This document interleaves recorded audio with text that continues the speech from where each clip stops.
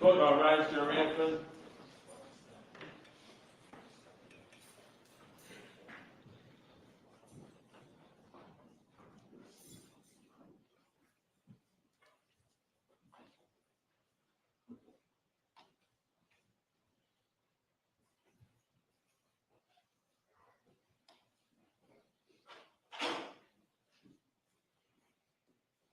This court's now in session. Be seated, please. Attorney Wood, you may proceed. The Commonwealth never proved in this case that Christine Ricci intended to kill her husband. Admittedly, though, in order to see that clearly and extract that truth, we need to dig through and sift the mountain of dirt they were allowed to come in and dump on Christine Ricci in this case. We need to look through it, sift it, and categorize it, put it in bins so that we understand what it is. And once we understand what it is, we can deal with it, we can clear it away, and we can start talking about what happened on January 28, 2021. So let's start by talking about all that dirt, and then I'll get into the events of January 28th, which are the critical period of time that this entire case is about. As I told you, every answer to every question that we have is contained about a 15-minute period on that night. But before we get there, we need to talk about the stuff that they spent most of the case talking about. Amongst the dirt that they piled up in this courtroom, I think you can sort of separate it into essentially four bins. There's the bruise stories that you heard about. There's the suicide attempts. There's the implication that there was some controlling behavior on the part of Christine relative to Michael. And there was all the stuff about Janine Bouchard. And I'll talk about each one of them in turn because I think it's important to get and figure out exactly what's being said and what was exactly presented to you. In the first bin, we talk about the bruise stories. And what are they? Basically, we had 5 people testify about bruising. But just because 5 people testified about bruising doesn't mean that there were 5 bruises. What do we know?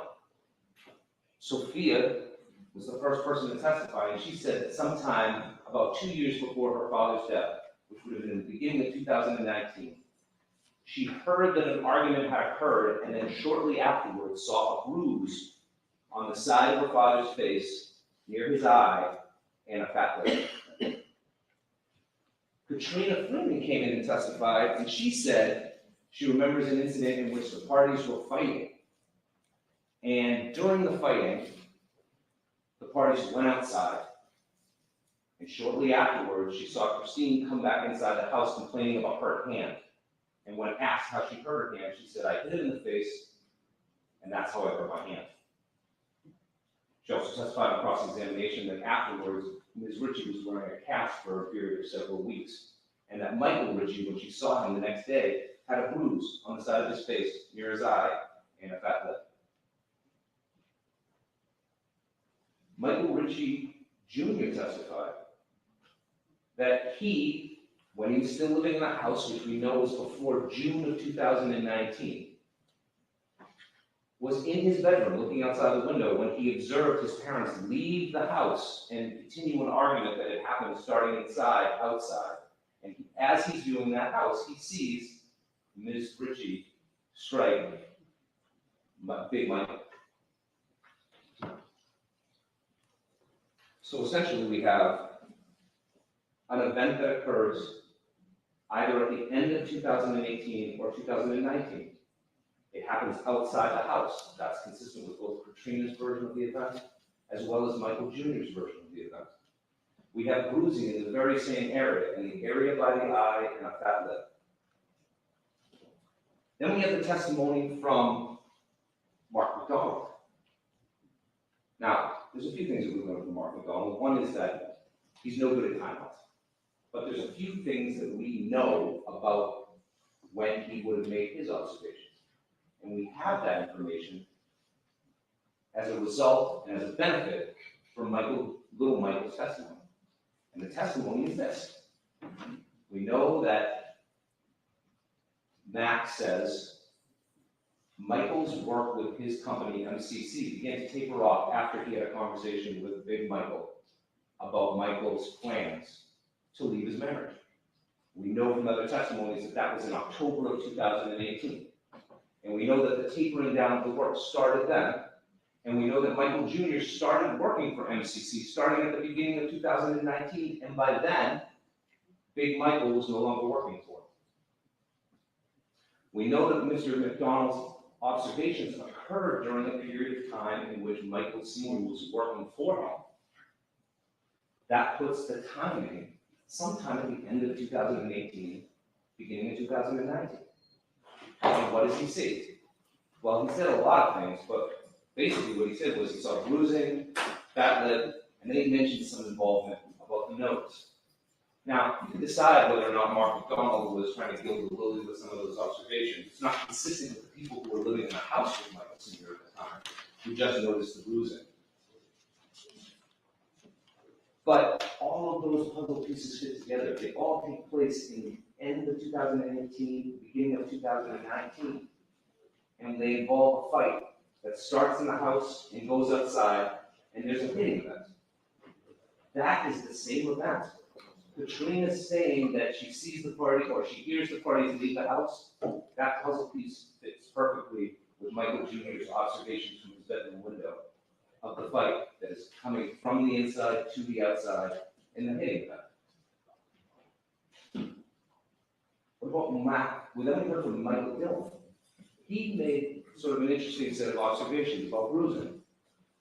Doesn't attribute the bruising to anything, but he does say that in one instance, which he places sometime in mid-2019, although he's thinking back without any sort of temporal landmarks, that he sees two black guys.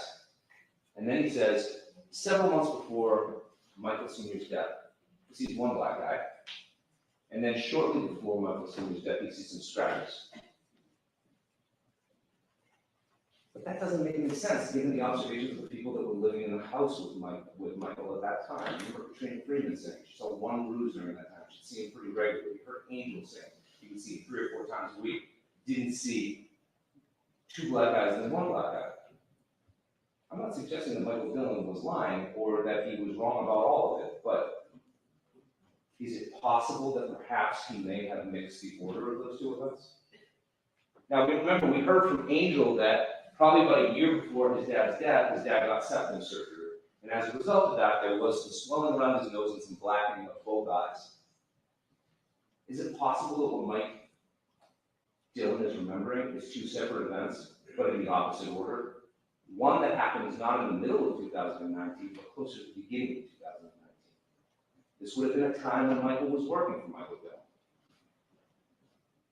Could he have seen the very same bruises that were described by Katrina and Sophia and Michael Jr. from that same fight outside the house that went from the inside to the outside, where Christine struck Michael, he got some swelling in his eye and a fat lip, and she broke her hand? And is it possible that that second event actually happened afterwards, maybe about a year before Michael's death, when he came in with 2 black guys? That would be consistent with all the other evidence you've heard in the case.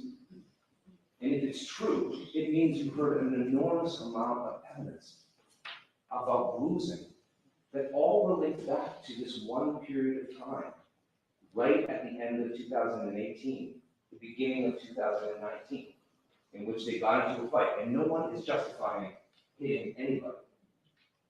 Christine didn't make the right choice when she did that, but it's multiply attested by several witnesses that it happened. But it happens in this one instance.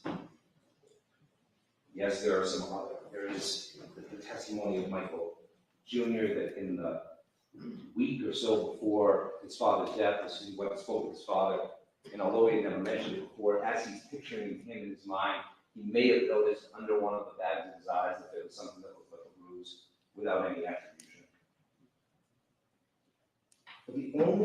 But it's funny, because he was working with Michael Dillon at that time, and Michael Dillon doesn't mention black and blue a week before. He was living with Angel.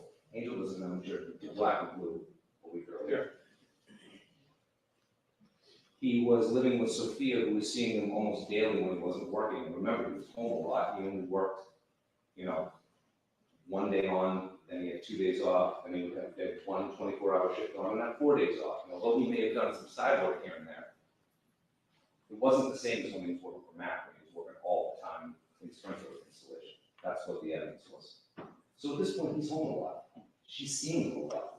Angel's seeing him when he's home. Katrina's seeing him a lot all the way through December of 2020 when she leaves the house.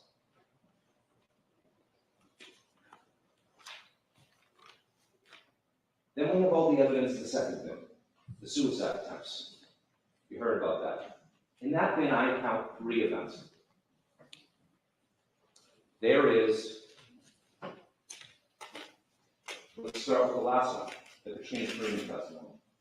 She testified that on May 10th, 2020, there was a suicide attempt in which Christine grabbed a knife, held it to her wrist in the combined living room dining area of the house, right outside the bathroom in that room. That's one. Let's go back in time about a year before that to June 6, 2019. And I'm going to suggest that the evidence suggested that there were 2 suicide attempts on that day. We have the testimony of Michael Ricci Jr. And what was his testimony? What were his observations? He said he was home. He said his mother was home. They were watching TV together. She went upstairs to take a nap, and shortly thereafter, his father got home. His father asked, "Where's your mother?"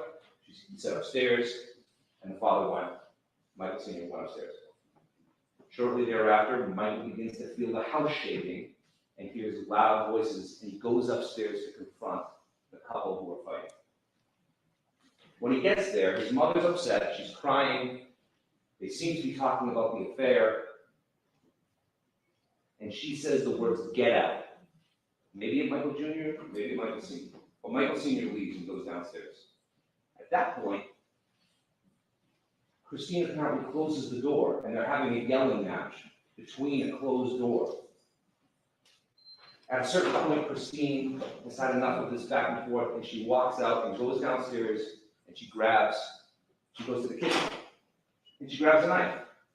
And the testimony of Michael Jr. was that she either grabs a knife from the magnet holding the knives or the block of knives.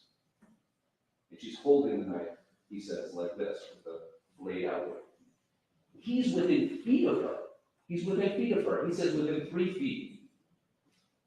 He's within essentially grabbing distance of Christine. When he sees her get the knife, his testimony is he immediately grabs her. She only gets 2 steps away from that block of knives before he stops her. And he puts her arms behind her back, and he restrains her, and he brings her over to a chair, and he sits her down, and she's crying, and she's upset, and she's saying, "Get off of me." And eventually, she drops the knife. And when she drops the knife, she says these words, "Why won't they let me kill myself? Why won't they let me kill myself?" Shortly after that, Angel comes home. He gets a call. Maybe it's from Michael Jr., maybe it's from one of the parents, but he gets a call. He's at work. He gets a call or he gets a text. "Come home. There's been a big fight between the parents and Michael Jr." He comes home. And he's mad. He's pissed. He also has had enough of the turmoil about the affair and the fact that there's arguing now between the kids and the parents. When he gets home, he goes right up to the parents' room, which is where the 2 of them are. And they're both sitting on the floor. And in Michael Jr.'s story, just before he goes downstairs, Christine smashes a mirror. And what Angel's story is that when he walks in the room, the glass in the mirror is still on the ground. So the 2 stories match up practically completely.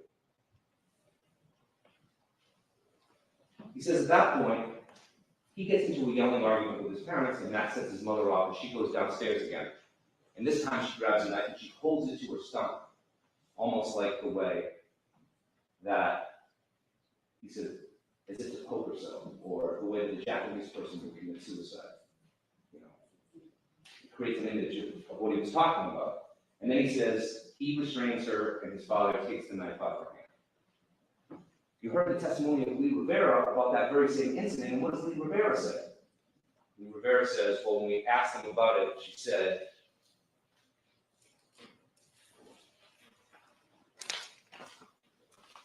I want to make sure I get this right. She says, maybe I'm better off dead. That was her description of those two events. So we have these three events that all take place. And don't forget, during Michael's story, after she says the words, why don't they let me kill myself? He walks upstairs behind her because he's so nervous that she might do something to herself.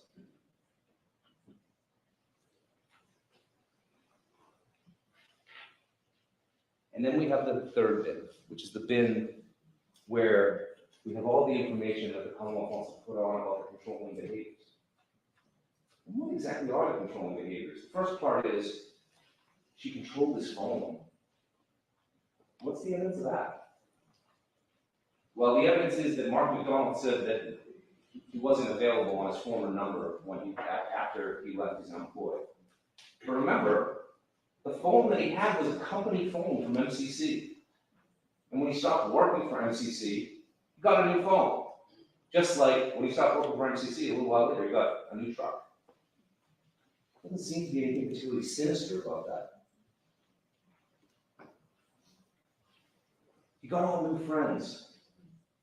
Yeah, the testimony was that shortly after the affair was disclosed and the parties and everybody started to talk, Michael admitted that he was an alcoholic and started going to Alcoholics Anonymous. And it seems like he took it seriously. From the testimony of Bobby Higgins, who you saw, he was an enthusiastic participant in Alcoholics Anonymous.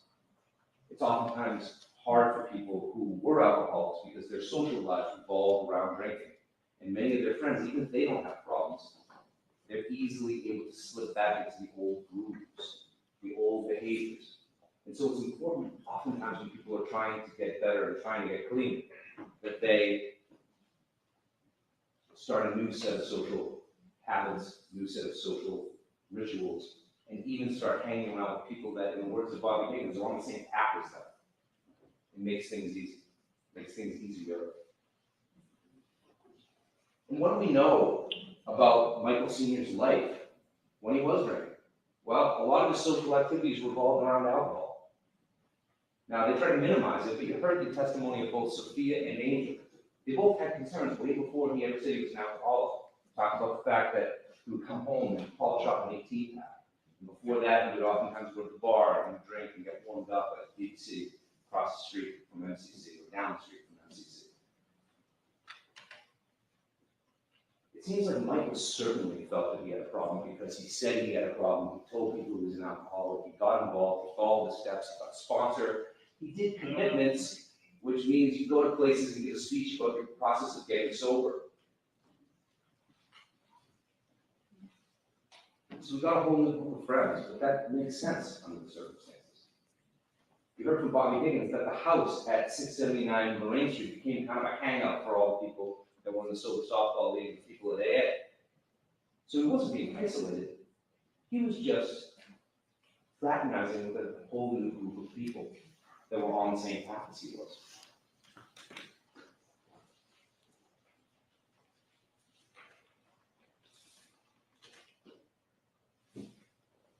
What's the other evidence? That she would go to AA meetings with him? Well, she didn't go to the men's group with him. She didn't write his commitment speech for him. But Bobby Higgins told you that the AA encourages people, encourages people to bring their family and bring their family along. And Christine did Al-Anon, and even went to Al-Anon with Bobby. She asked questions because she wanted to understand the nature of the 12-step program. She bought books and she went back to school, and according to Sophia and Angel, she did it with sort of the idea that she was supporting Michael. It seems to me a lot of the stories of control could also be understood as stories of support, depending on what your attitudes were about Christine. And a good way of understanding what witnesses' attitudes were about Christine, a good litmus test is that alcoholism issue. Because when Michael got sober, there were people on board and there were people that weren't on board. Michael McDonald had skepticism, wouldn't admit it on the stand. Then again, he wouldn't admit much of anything. He wouldn't admit that when you're lost, you don't know where you are. His timeline kept moving from year to year. 6 months could be 2 months, depending on what he needed it to be at that moment. But Michael Jr. told you. He said, if I had any doubts when I left, he begrudgingly admitted after talking to Mac, that's solidified. And all the guys that he used to go hang around with also doubted it. They doubted that he was an alcoholic because, after all, according to Mac, he wasn't even a heavy drinker. All he drank was beer. He was the guy. Mac was the guy that drank scotch. And if Mac didn't have a problem, certainly Michael didn't. It was all just invented.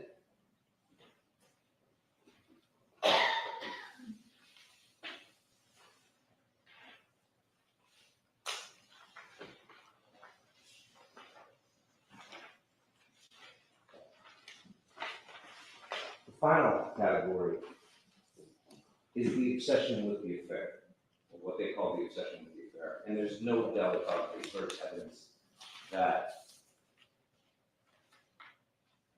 the affair absolutely devastated Christine. There's just no question about it.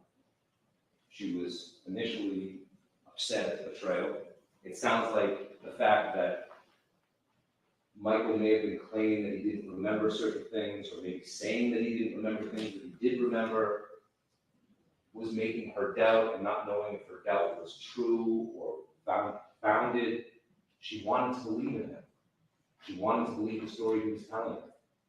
But then he would slip up and say something that, didn't fit, and then she would get upset again because she would feel betrayed again. And this was a relationship with a lot of trust issues. All that stuff they talked about control, that's a relationship with trust issues. That's what happens after an affair very often. There's a lot of talk about trust, and when there's lies that come out over time, it makes it very difficult to heal because you don't even understand what it is that you're healing from. And it sounds like that was a lot of what Christine was going through. And I'm not going to argue that Christine did what all of the rest of us would do, where she reacted within an average way. She was absolutely devastated. But that devastation, after early 2019, turned into a focus on trying to figure out what was wrong with Michael. And yeah, there were many people in Michael's life who didn't believe that there was anything wrong. They felt that Christine was just making it all up. But Michael was telling her things that made her think that she was missing something, that she didn't understand what was going on, and she was looking for answers. She was looking for answers in the classes she took. She was looking for answers at AA. She was looking for answers at Al-Anon. And she was looking for answers by asking them questions. And yes, the people around it must have seemed like they were having the same fight over and over again. And it must have been incredibly frustrating and terrible to be around.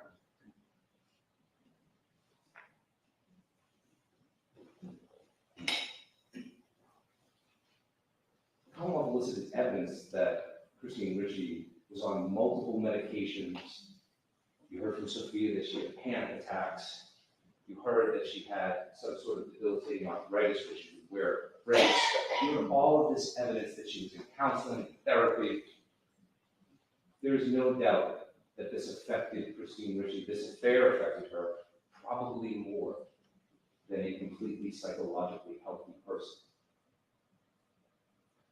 But the evidence of all that dirt that was presented actually does give you a clue of the direction in which that pain was directed.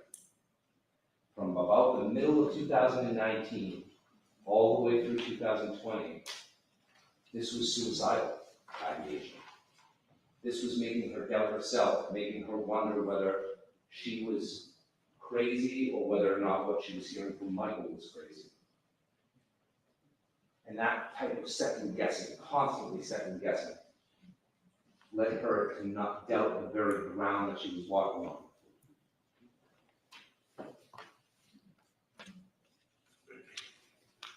And she went to Jean's house on 2 occasions. Once they had a long, hour-long conversation.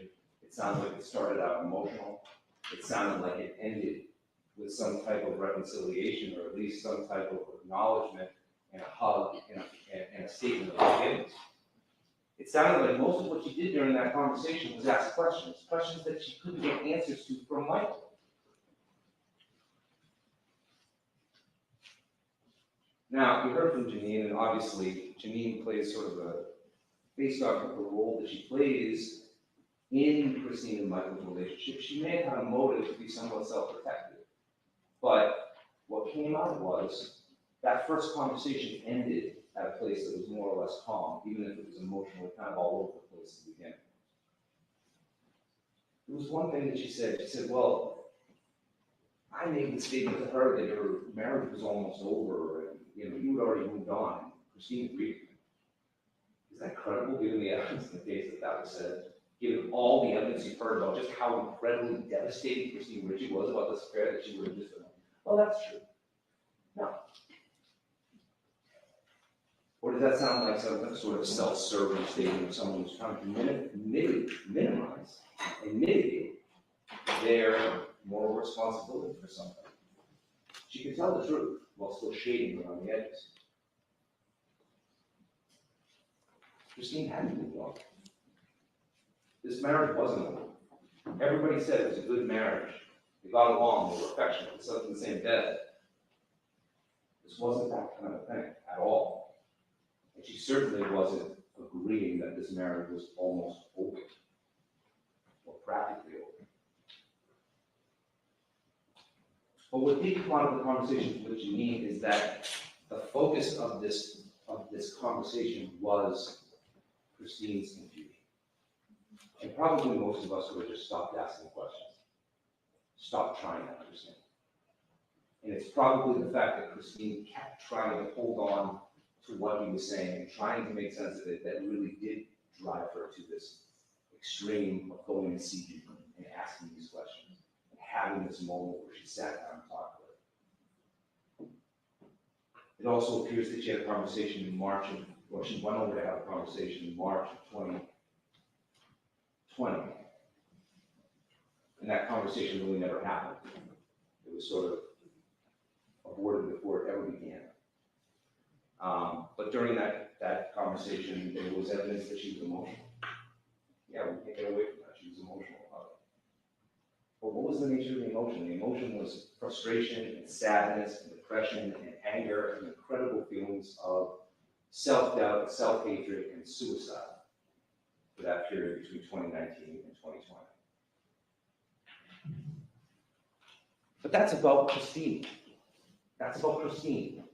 And that's what they want this case to be about.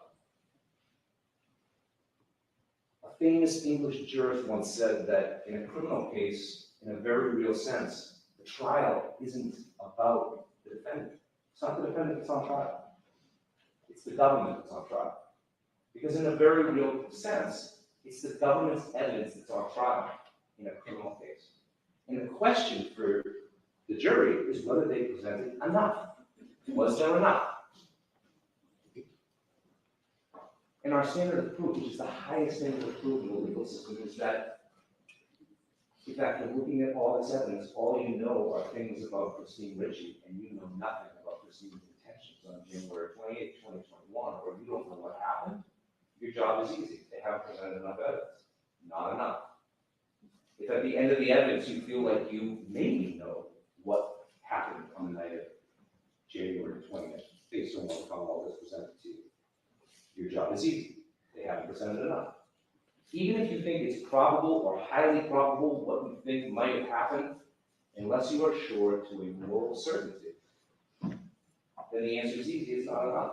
It's the government in a criminal case that's on trial.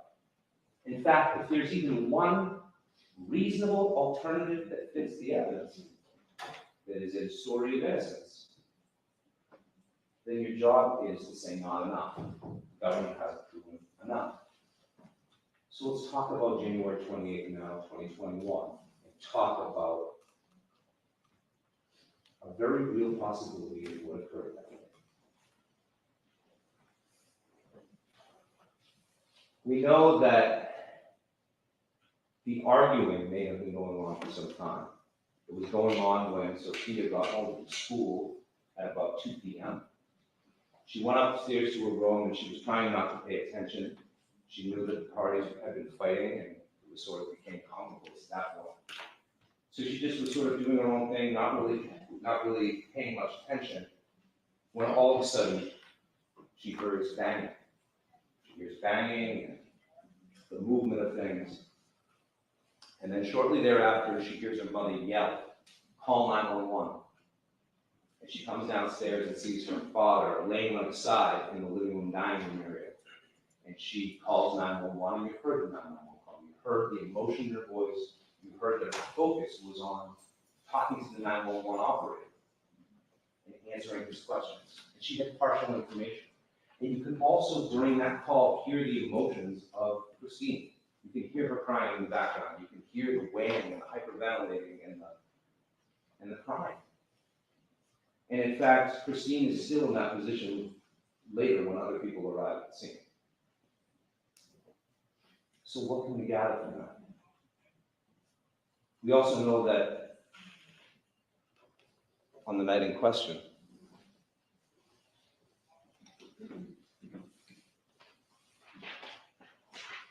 what's been marked as exhibit number 8.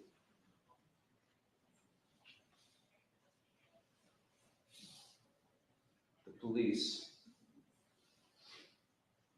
find in that area this knife on the ground, right there. And that's right next to a step-up that's about 1 foot, based on the testimony of all of the witnesses who are familiar with the house. And that Michael's foot, when he was found by first responders, was on the bottom of this step right here, or I'm sorry, on the other side, here.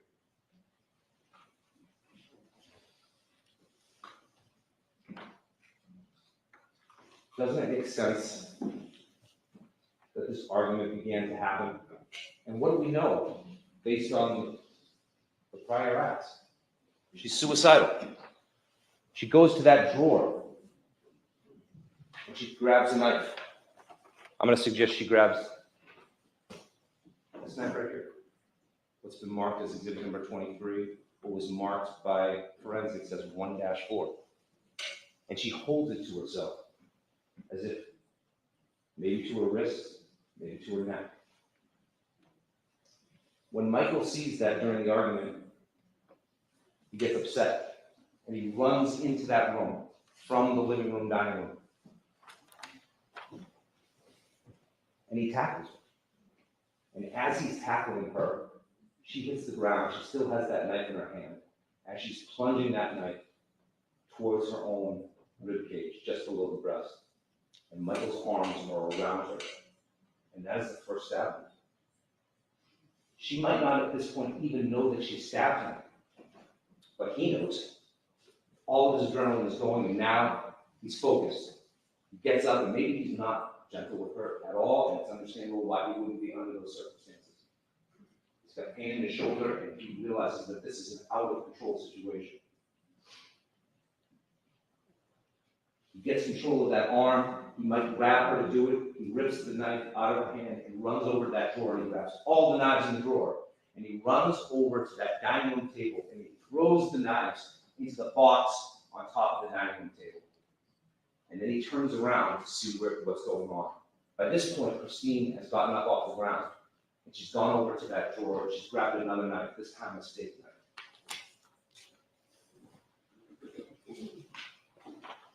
This knife right here.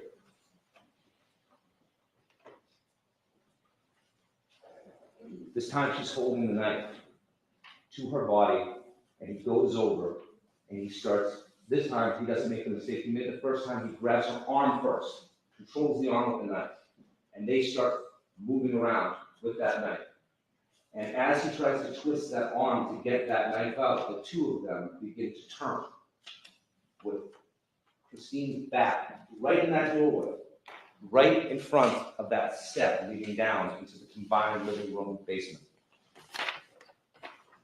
And as she pulls away to get that knife back, the two of them stumble off that ledge onto the floor, and the knife is still between them.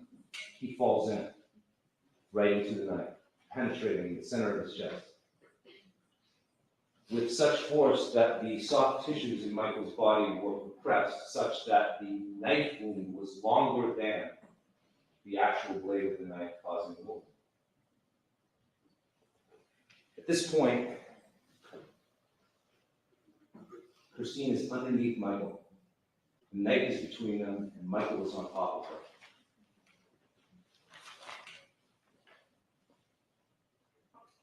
She is beside herself. She rolls him off of her onto his side, and she gets up, still holding that knife, and drops it, and turns and screams for Sophia to call 911.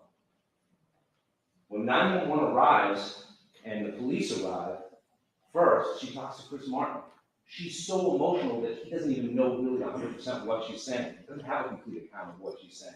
What he's able to get out of her is a statement about manic episode and collapse. The idea that this is some sort of a full statement of what happened is ridiculous. She's just been through an incredibly traumatic event. Martin described her as being emotional, heaving, hyperventilating, crying, weeping. There was no way that he could have gotten a complete story out of her.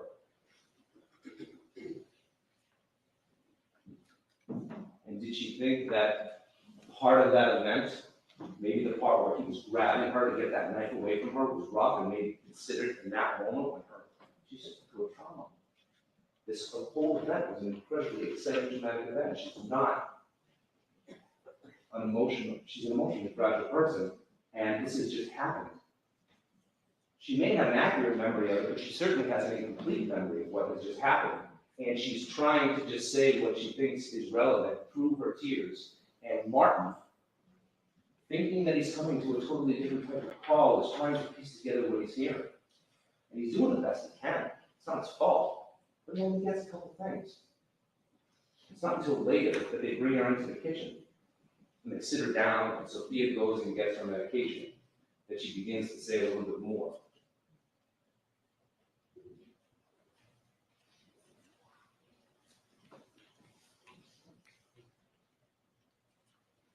That's why there's no blood on the floor.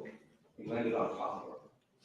The knife up by the corner of her shoulder. That's where his blood was right there. And it was on the blade of that knife that went in his body. All the rest of the blood was bleeding internally for the evidence of it. And that's why she might not have even known exactly what happened at that point. There's no blood around. Maybe she herself hasn't looked at herself and done an assessment of what's going on at all. All she knows is this thing just happened, and it was the result of this event, this struggle, which she conceptualized as him attacking her. And again, maybe there was some basis for that, because in a moment of his absolute worry and frustration over the circumstance, he might not have been that gentle. And then she goes to the police station.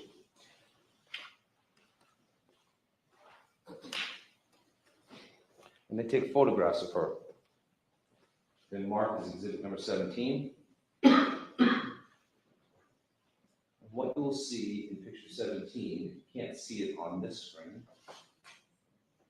When you look closer at the picture, what you'll see is a large scratch mark. It looks like what was referred to as an incised wound on Christine Ricci's neck. And when they took photographs of her hands, you notice there's some incised wounds here on her arms, and more close up.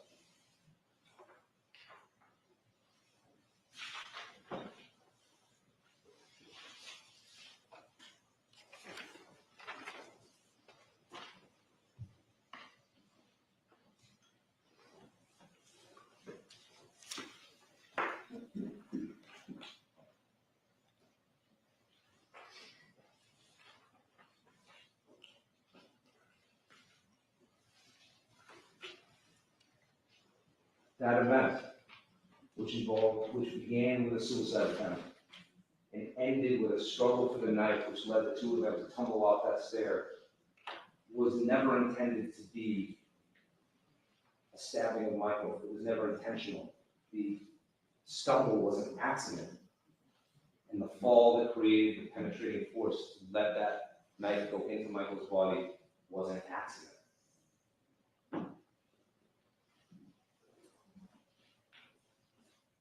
Commonwealth's evidence does not disprove that. They haven't given you enough. And if they haven't given you enough, the way we say not enough in a courtroom is not guilty.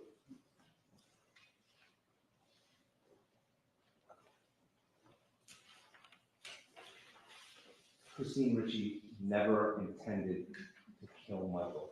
She never intended to stab Michael. What happened was an incredible tragedy that was the result of everything that was going on in the home for the previous 2 years, but was very specific, a few minutes around, but that call to 911. And if the Commonwealth's evidence, both forensic as well as testimony, did not affirmatively disprove that story, you must find Christine Ricci not guilty. Thank you.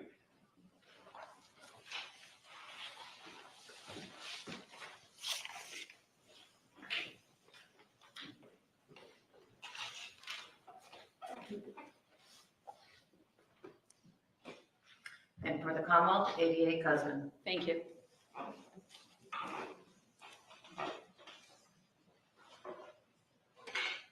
Ladies and gentlemen, the only way to put an end to Christine Ricci's pain, anger, jealousy, and rage that consumed her was to put an end to the very person who caused that pain. She did so by stabbing Michael Ricci intentionally in his heart and then stabbed him again in his back. Cut his back, and I suggest to you, he injured his hands trying to defend himself from that armed woman with a knife filled with rage. Ladies and gentlemen, part of your jobs is to look at the evidence, and what's in evidence is very different than what defense counsel just spent 15 minutes of your precious time speculating about. What ifs are not evidence. What's evidence is your memories of what those witnesses testified to.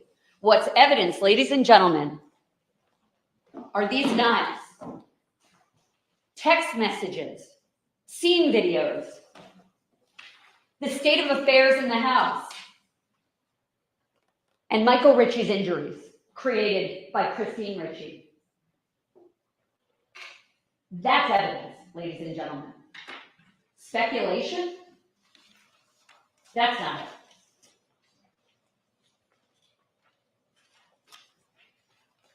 Part of your jobs, ladies and gentlemen, is not just to look at the evidence, remember, and it's your memories that govern, what the witnesses said under oath. But there's other things that I think you should consider. You should also consider, ladies and gentlemen, although we don't need to prove it, motive. What kind of motive? Well, motive for Christine Ricci to commit this crime. I suggest that's abundantly clear from the evidence. Her jealousy was her motive. What else? Motive for each and every witness under oath to take that witness stand and tell you what they did. And you're allowed to consider who they are, perhaps what their affinity is towards in terms of who they're trying to protect or who they're trying to defend. You're allowed to consider all of that. Although we don't need to prove it, the motive for Christine to do what she did. What else can you consider? Not just motive, but opportunity. Did Christine Ricci have the opportunity, the ability to do this gruesome act? I suggest to you, ladies and gentlemen, the evidence is clear that this is a woman who has tried to do this before. This is a woman whose knife of choice are the very knives that she used to kill her husband. Did she have the opportunity? I suggest that's abundantly clear. Something else that might be helpful for you to be considering, you'll hear this word a lot, is corroboration. Not just that somebody says something, but why else should you believe what they're saying to be true? That's corroboration, basically, in layman's terms. Why should you believe what Michael Ricci Jr. said? Well, part of that is to look to the other evidence, to see if what he said, for example, matches up. And perhaps if it matches up with other people's recount of events, perhaps you could lend more credibility to that. That's corroboration, ladies and gentlemen. You heard a lot from many different people for a very long time. I don't need to remind you. But what I'm going to do right now is summarize the evidence. And again, the judge will inform you, and I'll tell you now, it's your memory, it's not my memory. But I'll do my best to summarize accurately, not speculating, what was said. You heard first from Sophia Ricci. Clearly a difficult time for her. Clearly, she still loves her father and her mother that stands on trial for murder. What did she tell you, ladies and gentlemen? She told you that she had a happy childhood. And then everything changed in the fall of 2018, which is kind of a common theme amongst everyone in that home. And they're testifying. What else did she tell you? She told you that on January 28, 2021, she heard yelling. She got home from school around 2 o'clock. So in terms of a timeline, defense counsel has tried to establish that there's a 15-minute segment. There's been no proof of that, ladies and gentlemen. The only times, if I could remind you, that we know of is that Sophia Ricci got home that day at 2 o'clock. We know that Michael Ricci went to Dunkin' Donuts at 2:20 because you have the video footage of that. And then we know that upon him coming home, that's when Sophia Ricci heard yelling and banging, as you might recall. And then the next piece of timeline we know about is approximately 4:48 when 911 was called. That's your timeline, ladies and gentlemen. Need not speculate. That's your timeline, and we know this because it's in evidence. And what else did she say? She said she heard the banging, she heard the yelling, and her quote was, "I'm used to it." She's used to it because it happens all the time. You heard it from multiple witnesses in that home. It was a daily occurrence. And what was it always about? It was always about the affair. She was obsessed, I suggest to you. So Sophia was used to this. Nothing new here, but this differed on this one occasion because her mother yelled to her, "Sophia!" She runs down the stairs. "Call 911. Defense has tried to establish that maybe the defendant was so inconsolable and nobody can understand anything she said. Well, Sophia heard her call her name pretty clearly. Sophia then testified that she heard her mother tell her, "Call 911. And then the next thing she told her to do was go upstairs and get her cell phone. So this is a woman who defense wants you to perhaps believe through the evidence that was incomprehensible and not, you're unable to understand her. Maybe she told everyone about this stabbing, nobody heard. Well, you heard from her own daughter that she heard her quite clearly on those 3 separate occasions. What else did Sophia tell you? That her mother did not tell her what had happened. Why is that important? Because it corroborates the fact that the defendant also didn't tell any of the first responders. So again, looking for corroboration, why believe the first responders? Look to Sophia. Why believe Sophia's account? Look to the first responders. That's corroboration. She also told you her parents were fighting weekly. She said 1 to 2 years before this event on January 28th, she did see a bruise on her father's face following an argument with her mother over the affair. I suggest to you. She recalls her mother would be repeatedly, again, a common theme, repeatedly asking for details about the affair. And when he wouldn't remember or say he wouldn't remember the details, she would get upset. And her quote was, "She needed to know the details." Again, I suggest to you the evidence is clear. This woman was obsessed with learning every ounce about that 6-week affair. She also testified that her mother tended to start the arguments. Also, she said her father, the alleged victim in this matter, Michael Ricci, was never, ever violent. With her, with her mother, with anyone. So when you're trying to think about, I know Michael Ricci's not here to tell us about himself, think to all the people who knew him best. when you're trying to think about what kind of man this was. And by no means, ladies and gentlemen, do we condone an affair or his behavior or think that lots of drinking is okay. By no means is this a perfect individual, but you heard a lot more other things about it. In fact, you heard, and I'll go through the evidence, that upon the affair being revealed, that man, Michael Ricci, did everything possible.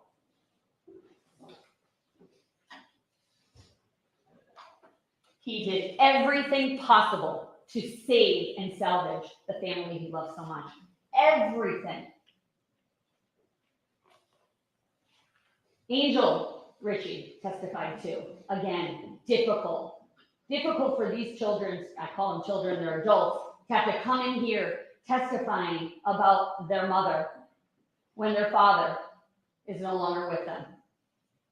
What did he tell you? He was adopted by Michael Ricci in 2004, called him dad. After, had a happy childhood, after the fall of 2018, found out about the affair, he noticed changes in his mom. What were those changes? She was more secluded, she was angry, she yelled a lot. In fact, his quote was, and again, it's your memories that govern, there was no getting away from it. The fights were ongoing. She was persistent about getting the truth. He explained that his father picked up the slack, and his quote was, tried to fix everything that was going on in the house. He explained that typically during fights between his parents, what would his father do? Again, trying to piece together what kind of man Michael Ricci was. He, I suggest to you, was the diffuser. She was the instigator, as the evidence showed. He diffused it. How do we know this? Everyone testified that lived in that home what he would do during an argument. He would remove himself. He would walk outside and smoke a cigarette. What else did he testify to? That on Mother's Day of 2020, and he had trouble with dates, and I want to get to that, ladies and gentlemen. Trouble with dates and confusing incidents. I ask you to think, when you're using your common sense, imagine for a moment, last year you witnessed 12 accidents. And then you were asked to come in and talk about every single detail of every single accident. Do you think you could do it? I mean, maybe. But compare that to one accident that you witnessed. Probably your memory would be a little bit easier to reconstruct about what you saw, what you heard, what you know. I suggest to you, this was repeated abuse at the hands of this woman to Michael Ricci. And lots of people saw it, and there were lots of different events. And because of that, I suggest to you, how disturbing is that? Her own kids can't keep track of all the times and all the different incidences that their mother hurt their father. So think about that for a minute when you're thinking about, well, should we believe him? I mean, he got confused a little bit with dates. Well, what he did say on redirect, as you might recall, is that on Mother's Day 2020, the same incident for corroborative purposes that Katrina testified to, that he referred to as mom poking self with knife incidents. He gets home, his parents were fighting about the affair, his mother was hysterical, there were things broken. He sees his mother grab a big Japanese-style knife and appears she was going to plunge it into herself. Angel, her son, calls for his father to go help. And the two of them are able to get that knife out of her hands and hide all the other knives. He said his father was, quote, trying to do what he did every day. Just deal with it. He also indicated the defendant and the situation progressively got worse. Moving on, you heard from Officer Hunt and Officer Martin, two of the first, actually the two first police officers to respond to the scene on January 28, 2021. They both believed they were dispatched for a medical. Why is that important? Because that's what was told to them through Sophia, because the defendant failed to tell anyone what she had just done. Why? That's called consciousness of guilt. She's trying to hide what she had just done because she knew what she had just done. Not sure how she thought she'd get away with them finding the stab wounds, but that's not for us to decide. Officer Hunt testified that the defendant was upset, distraught, difficult to understand. However, when Officer Kelly asked, only after they find the stab wound from the EMTs, Captain Smith testified to this, they ran in and said to the defendant, who stabbed him? Only then does she say, that's what I've been saying, he's bipolar and schizophrenic. Unfortunately, that is not what she was saying. And that's unfortunate for Michael Ricci. Because had she said she stabbed him, perhaps the help would have been quicker or different, or the response would have been different altogether. She then indicates further detail to help herself, consciousness of guilt, and self-serving statements. She took a knife out of the kitchen drawer to defend herself. Again, she never says this until they find the stab wound. I suggest she had plenty of time to manufacture a story that would help her during all the time it was taking for them trying to save Michael Ricci's life.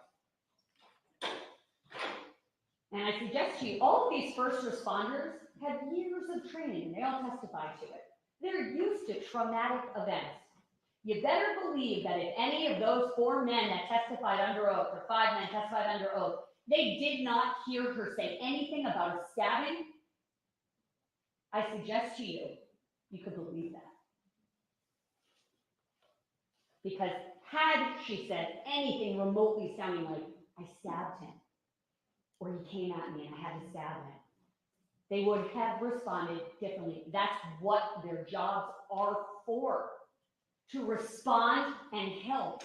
And know what? Their help is only as good as the information provided. And she failed miserably with that. Officer Martin also testified that the defendant told him conveniently, he had a manic episode and just collapsed.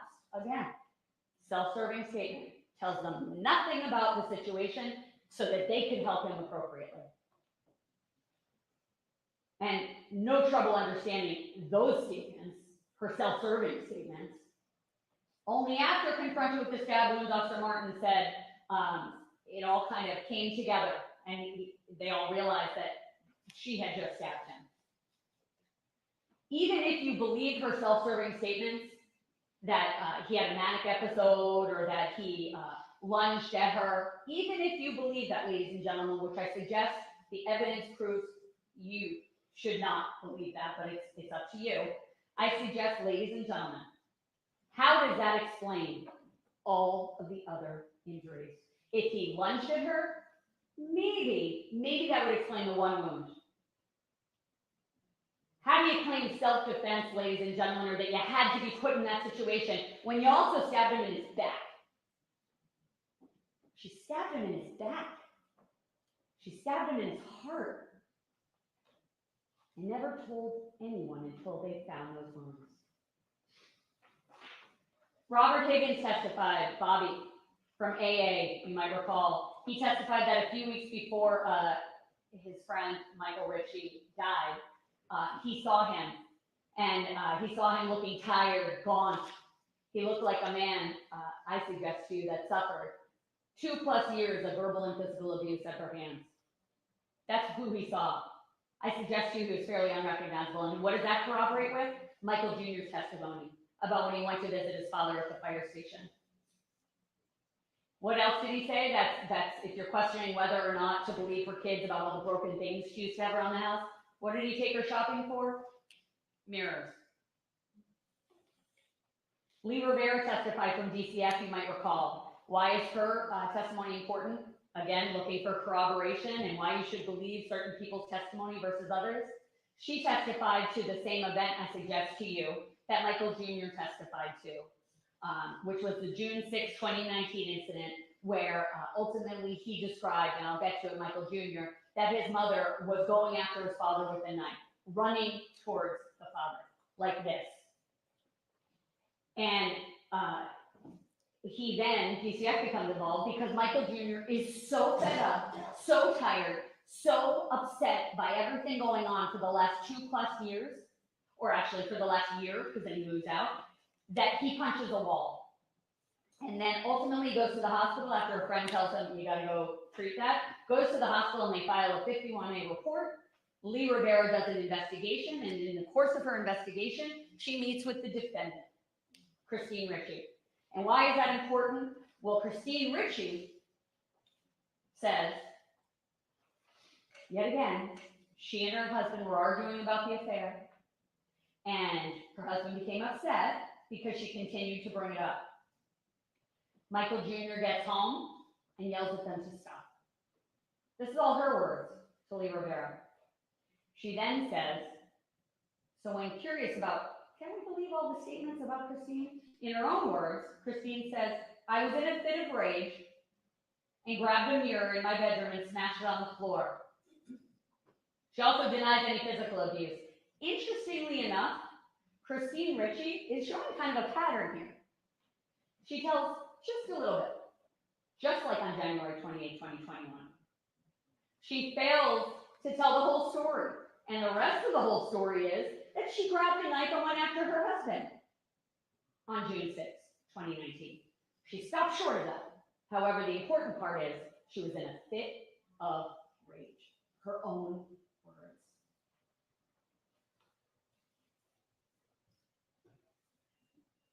Detective Davis testified. I won't get into too much detail, but he basically summarized everything that transpired from the moment that the police got involved all the way through to all the testing of the evidence that you have at your fingertips. You found out that through crime scene investigators and the state police that there were many things collected. You have Michael Ricci's shirts in evidence. I ask you to take a look at the holes in those shirts, ladies and gentlemen, signifying where Christine Ricci stabbed him. I suggest you also have the knives in evidence that have, for all intents and purposes, in layman's terms, you heard the lab technicians or crime scene talk about and DNA experts. Michael Ricci's blood's on those two knives. Those two knives are in evidence. One of those knives matches the very knife by the feet of Michael Ricci that you'll see a picture of. That's in evidence.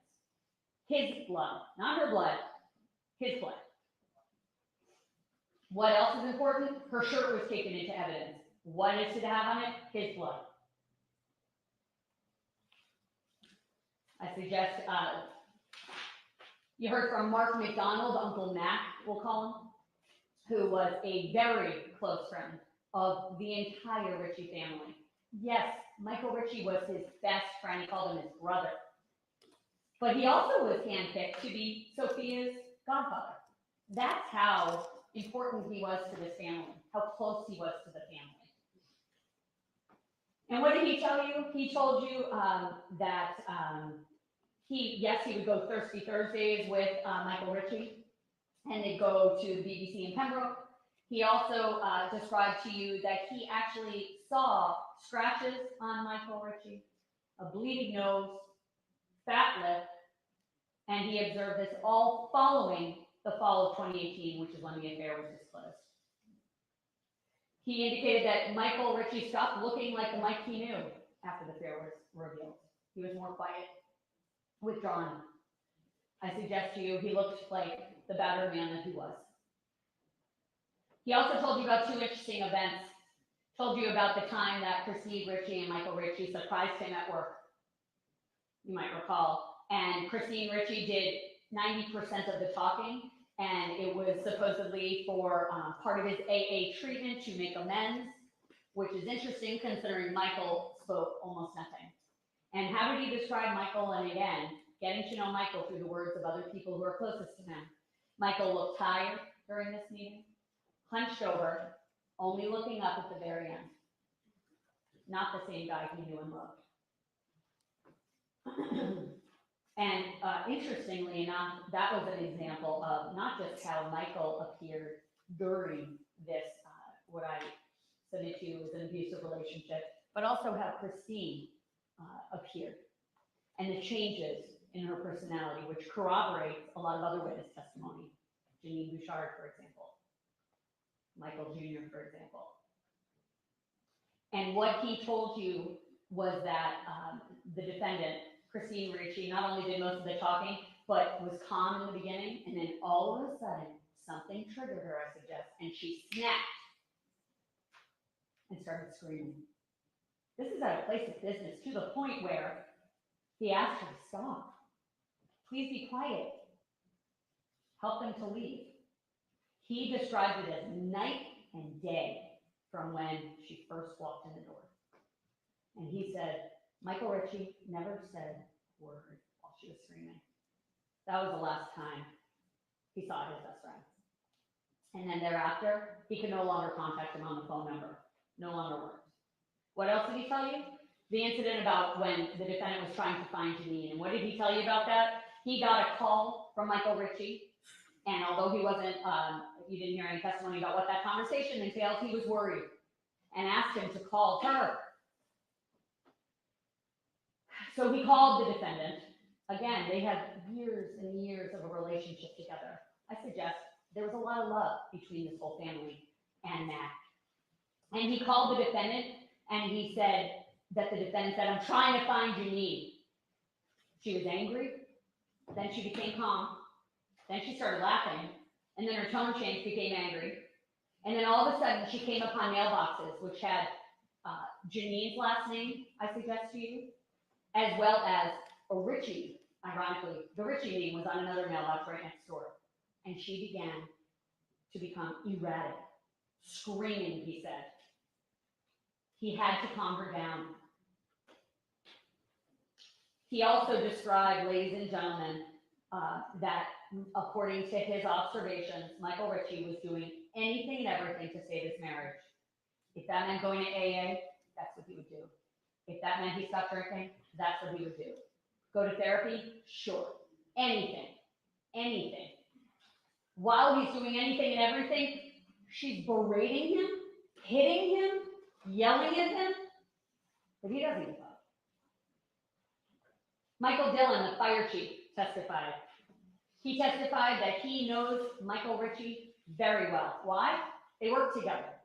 In April of 2017, Michael Ricci was asked and vetted to be his aide. You might recall I kind of described it kind of like a golf caddy. He kind of helped him with decisions, where to go, what to do. He was his right-hand man, and he discussed the criteria he used to pick an aide. Steady head, very responsible, well-liked, great at completing tasks. And what did he say? Michael Ricci exceeded the criteria. Why is that important, ladies and gentlemen? Well, defense has tried to elicit evidence and make you believe that Michael Ricci was this raging alcoholic. When? First of all, so remote from when this incident occurred that if the understanding is perhaps he was such a raging alcoholic that prompted this stabbing, nothing is in evidence about that. So we're talking about basically the same time that he was handpicked to be a fire chief's aide, he wants you, or he's arguing that you should think that Michael Ricci was this raging alcoholic. I suggest to you, he testified that he saw no observations of anything remotely lending to that story. He also testified that he made certain observations that are important. 2019, 2 black eyes. His affect, Michael Ricci, somber. A few months before the January 28th incident, he came to work with 1 black eye. A week before, I suggest he was murdered, scratches on his neck. He also indicated that he had no concerns about anything that Michael Ricci was doing outside of work. With his memory, his drinking, nothing. Katrina Freeman. Why is she important, ladies and gentlemen? I suggest to you she has no skin in this thing. The last contact she had with this family, first of all, it's not her family. She's no longer in the family. She's no longer dating Angel. It's been years, but she was privy to 4 years of what was going on in that house. 4 years. And I ask that you think back to her testimony. She moved in there 2017 into the Ricci household. and lived there until 1 month before this defendant stabbed Michael Ricci. And during that time, she said initially in 2017, things were pretty great. Family dinners, they did a lot of laughing, watching movies. She was very close to Christine Ricci during the entire time, even when things were not good in the home. They still maintained a close relationship. In fact, when Christine Ricci discovered the affair, who did she reach out to?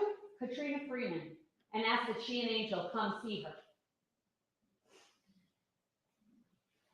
After that event, Christine, that prompted Katrina and Angel to go to that friend's house where you might have remembered Christine Ricci seemed different. She was smoking. She doesn't usually smoke, and then she proceeded to tell them he had an affair, and we're done. Basically, he's moving out. And then she said, but a few days later, everything changed. She said, actually, we're going to start to work on it. We're going to just work on this. It's going to work. She also testified that after that affair was revealed in the fall of 2018, the house was depressing, fighting constantly. The defendant, only the defendant, was always yelling, crying, and asking questions about the affair. She said that she actually talked about it at the end of 2018, where the defendant punched the victim in the face. Where the defendant punched the alleged victim in the face, Michael Ricci. And how do we know this? She didn't witness it, but she heard the fight, and then the defendant told her about it. I punched him in the face. And then she recalls her getting medical treatment for her hand. She remembered the defendant screaming, "I want answers!" She needed details. It was fueling her. She needed to know more. She indicated Katrina that the defendant stayed in her room most of the time. She was surprised that Michael Ricci went to AA because she never saw him abuse alcohol. I suggest to you, the defendant planted the seed of alcoholism. I mean, we're not saying the defendant or Michael Ricci didn't drink, and maybe drank too much occasionally. But I suggest to you that the evidence has showed that she planted this idea in people's head because she needed some reason to understand why he could ever do these things. And she was embarrassed, I suggest. So that was the story that was gonna be. He's an alcoholic, makes bad choices, and look at this. Because of alcohol, he cheated on me.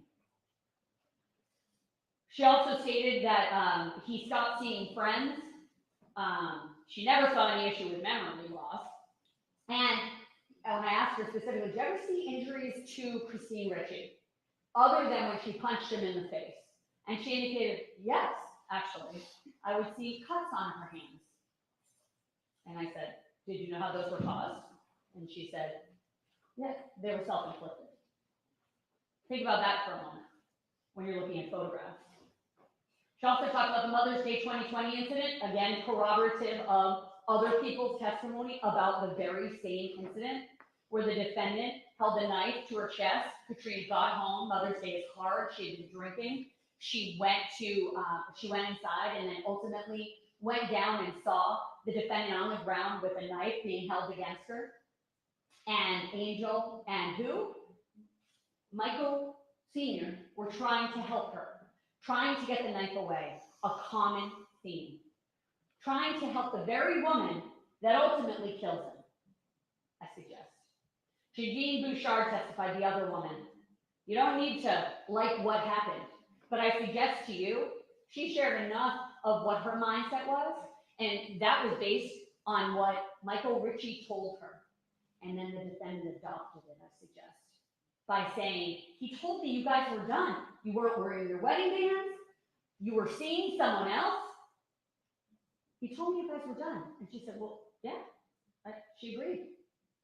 And then at which point Jeanine said, this was during one of the many conversations, she said, well, then if that's the case, what, I know, like, I should have waited probably until you were divorced, but if you're saying all these things, what?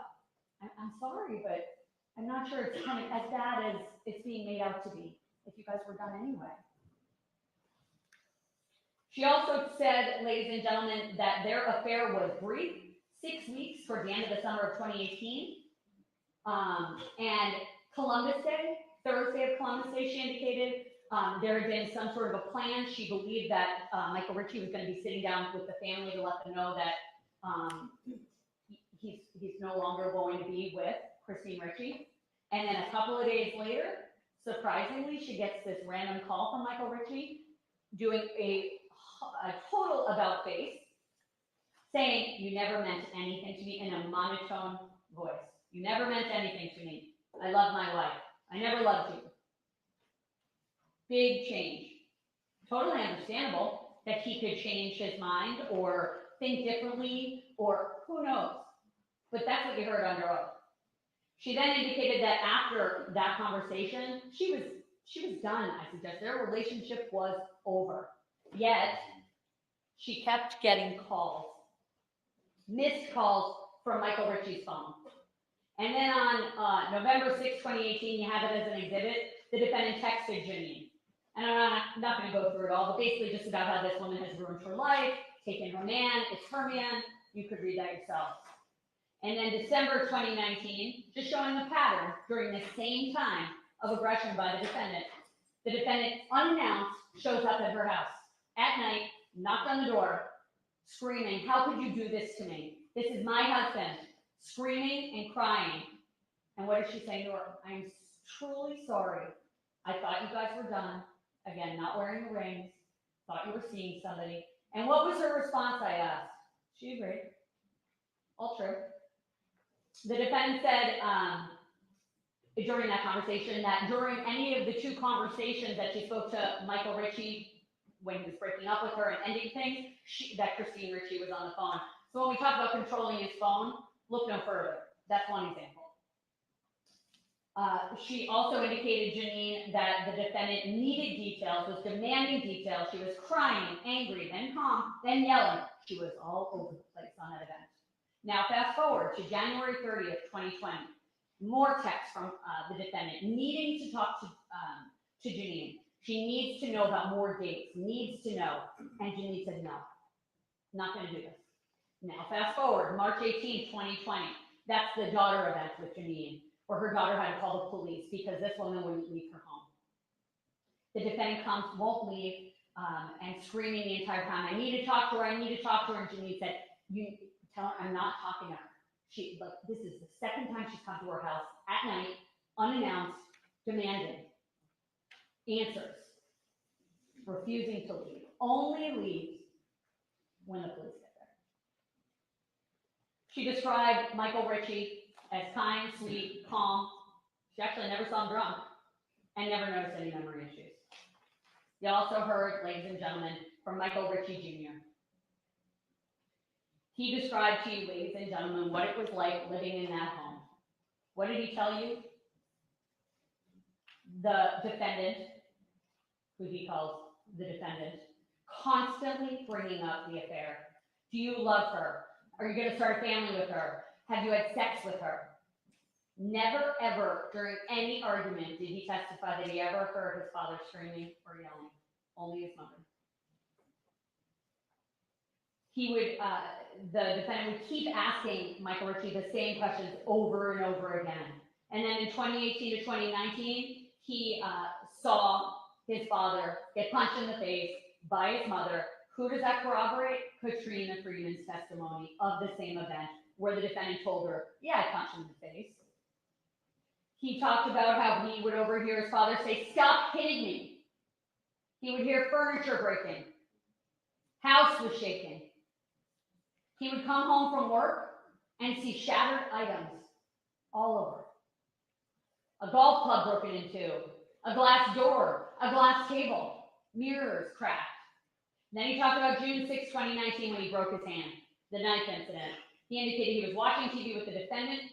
All was well. And then the defendant went upstairs. It's the middle of the day. He says his father comes home, asks, "Where's mom?" Up the stairs. He goes up. At that point, the defendant, he hears them fighting, Michael Jr. He goes upstairs. The defendant grabs a mirror and throws it to the ground and yells, "Get out!" And he sees his father say, "All right, I'm out." And he walks out. And where does he go? Same place he always goes during the fight, to defuse the situation. Get away from her, let her calm down. He goes outside to smoke a cigarette.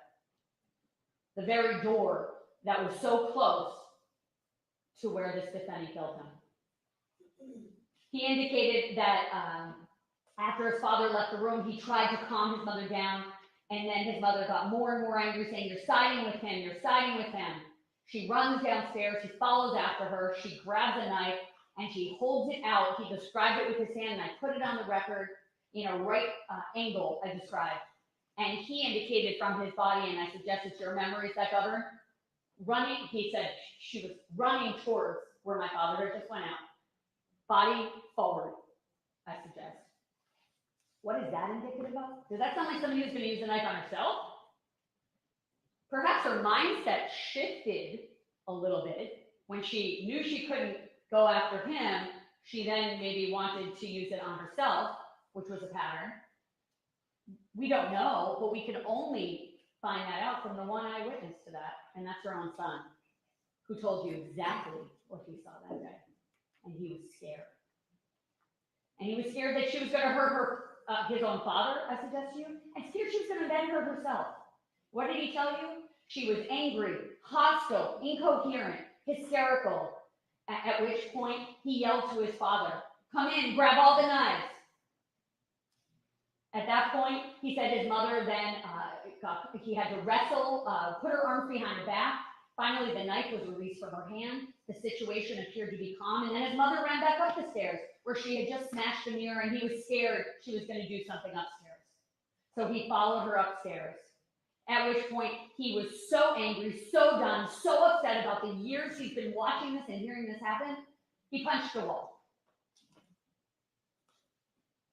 What else did he tell you? The defendant would look through his father's phone. His father had to change his number, or did change his number, don't know why. His father was isolated from friends, including his best friend and godfather, Matt. What else did he tell you? Family meetings. Not sure if you recall that line of testimony, but let me paint the picture that he testified to. He described it as one of the many, many times that the defendant would say, "I need answers, I need more details, I need them, I need them, I need them." And then when she would find out a little bit more, she'd call everyone in. Her kids. His father would be sitting in a chair with the defendant standing over him, sharing with them the new details she found out about their father. And she'd be screaming at their father. He also described, ladies and gentlemen, that the 1 year trip at AA, it looked like he wasn't allowed to say a word in describing how his father appeared. He then described, ladies and gentlemen, that he visited his father for the very last time he saw him, 4 days before January 28th. And what did he describe? His father lost weight, had gray hairs, bags under his eyes, some bruising that he now recalls. They had a 3-hour talk. And what prompted this, ladies and gentlemen, was a call from Sophia, who I suggest did everything to try to paint a little bit, minimalize kind of what was happening in that house, and I understand that, I get it. But Sophia had called them to say, they're still fighting, they just keep fighting. At which point, Junior took matters into his own hand, went to the firehouse, he had the text message saying, "I'm here, can I stop by?" and proceeded to talk to his father for 3 hours, man to man, saying, "Stand up for yourself. You're not happy. Show courage to Sophia and Angel." And what was his father doing? Not much talking, but a lot of crying. Imagine, his son was kind of fathering him. And then it ended with a hug. "I love you." He described that his father was his hero. He described that his father, he observed no issues with memory or with alcohol. He was only told these things by his mother. And he then ended by talking about why defense counsel asked, "Well, you resented him, or you resented her because she kept bringing up the affair. Like, maybe that's why you're testifying this way." I think it's the insinuation. And he said, "Well, yeah, she brought up the affair every day. She also was aggressive, physical, and violent." Dr. Martinez was the tail end of all the witnesses that he sat through. I need not remind you, but she described that the Michael Ricci Sr. was 5'10". So even though Angel testified at 6'4", he was 5'10". That was what the doctor said. She measured him. It's in his chart. And she described that she examined Michael Ritchie's body. He had a stab wound in his heart that was 3 centimeters in length, by 15 centimeters in depth. Through the probe, they realized this. And that wound path went through subcutaneous soft tissue, piercing through his rib cartilage, his pericardium, piercing his heart in multiple places, and causing an accumulation of blood around his heart and a collapsed lung. That's just one wound. Then turned him over, where the defendant had stabbed him in the back left shoulder, and described that as a 3.1 centimeter in length by 6.6 centimeter depth through soft tissue and muscles of the back. Then she described a third wound, an incised wound to his back, and then fresh abrasions to his hands.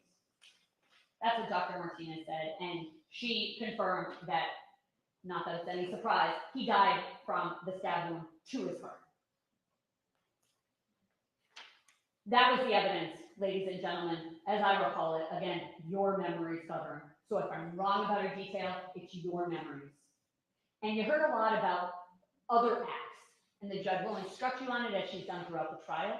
But I suggest to you, the Commonwealth is not trying to distract you with the bad acts.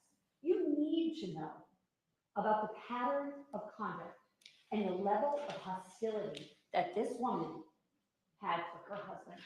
You deserve to know about that, because else you're not knowing the full picture. It would seem isolated.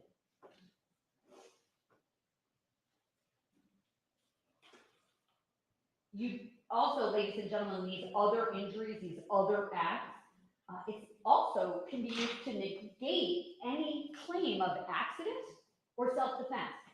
And again, you'll hear all of this in the judge's instructions, I suggest. But the fact of the matter is, had you not had the benefit of hearing about all the other abusive behavior at her hands, perhaps you might maybe give a little bit of credence to the defense counsel's closing argument, 15 minutes of pure, unadulterated speculation, not based on evidence. But you have the benefit from so many people hearing and telling you about so many injuries, black eyes, scratches, bloody nose, bloody lip.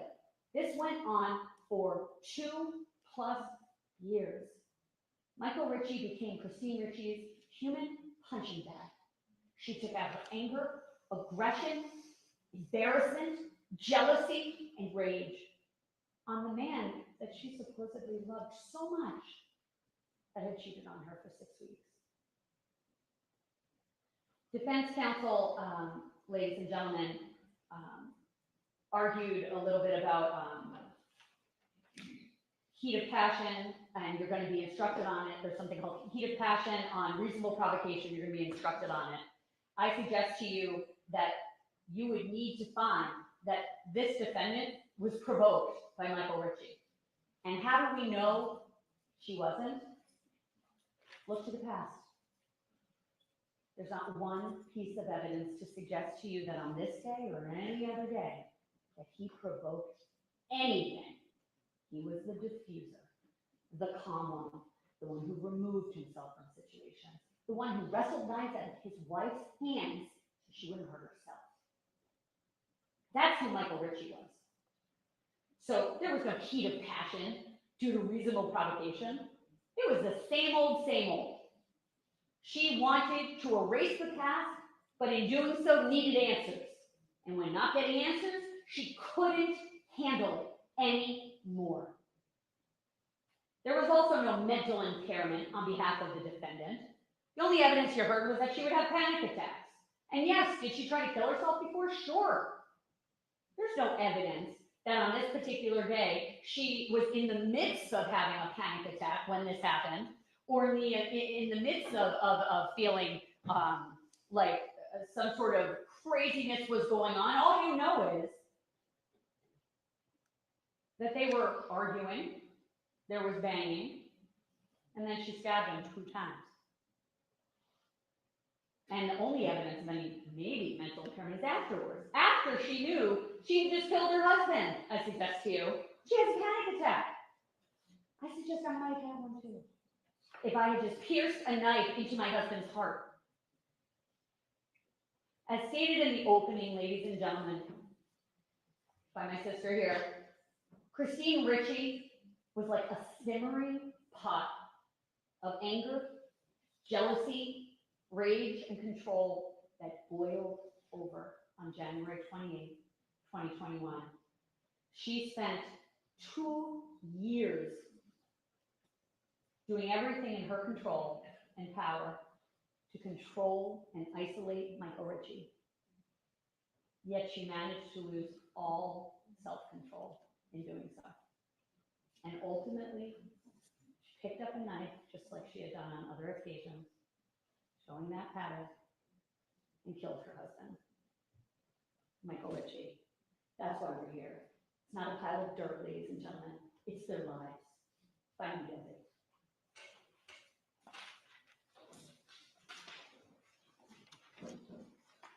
Chelsea Council, Senate bench.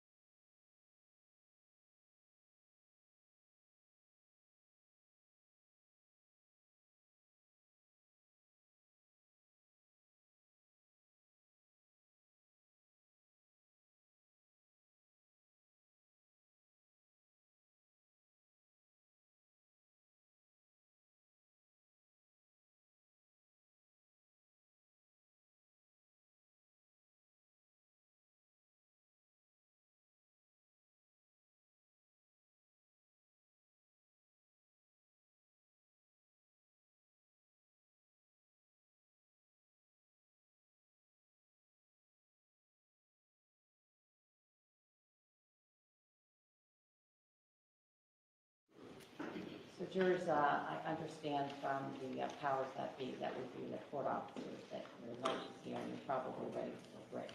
We're sort of not done yet, not to the point where you can start your deliberations, because I have second part of my charge, not specific to the charges in this case, but important instructions that you need to hear before you begin any of your deliberations. So I'm going to send you off to have your lunch, but do not begin deliberations. Just like before, no discussion about the case at all right? I'll see you back here in about half an hour. The court all rise for the jurors, especially no vote from the chair, and sit right this way.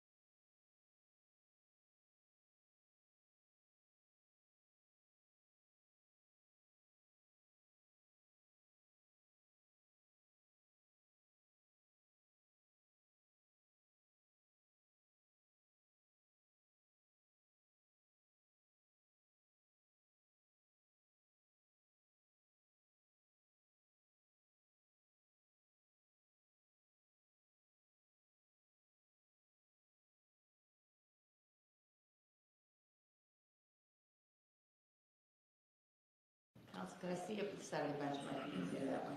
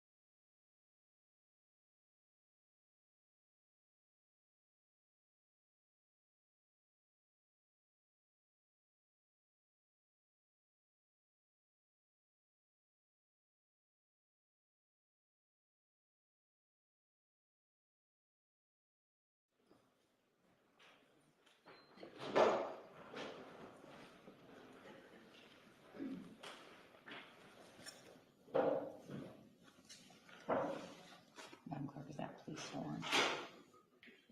What time are they coming?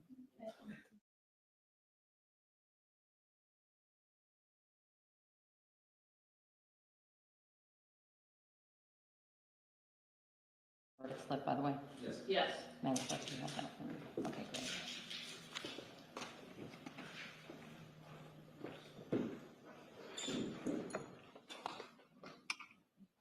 Oh, this doesn't number, does it?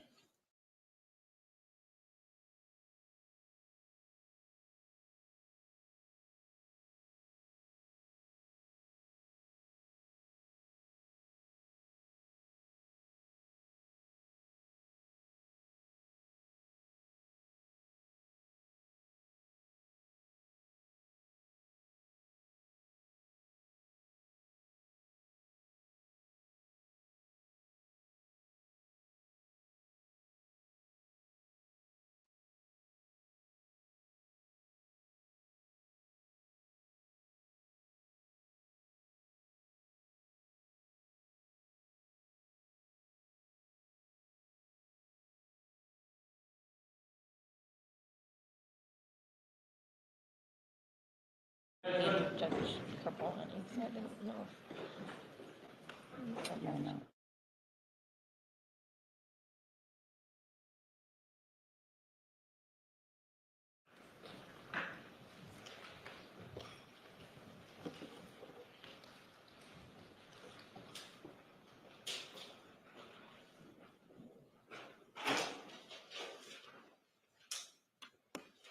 This court's now set to be seated, please.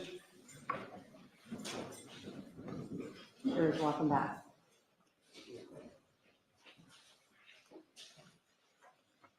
So jurors, you've now heard the final arguments of counsel, and I'm going to provide you with some general instructions and then some rules and guidelines relating to your deliberations.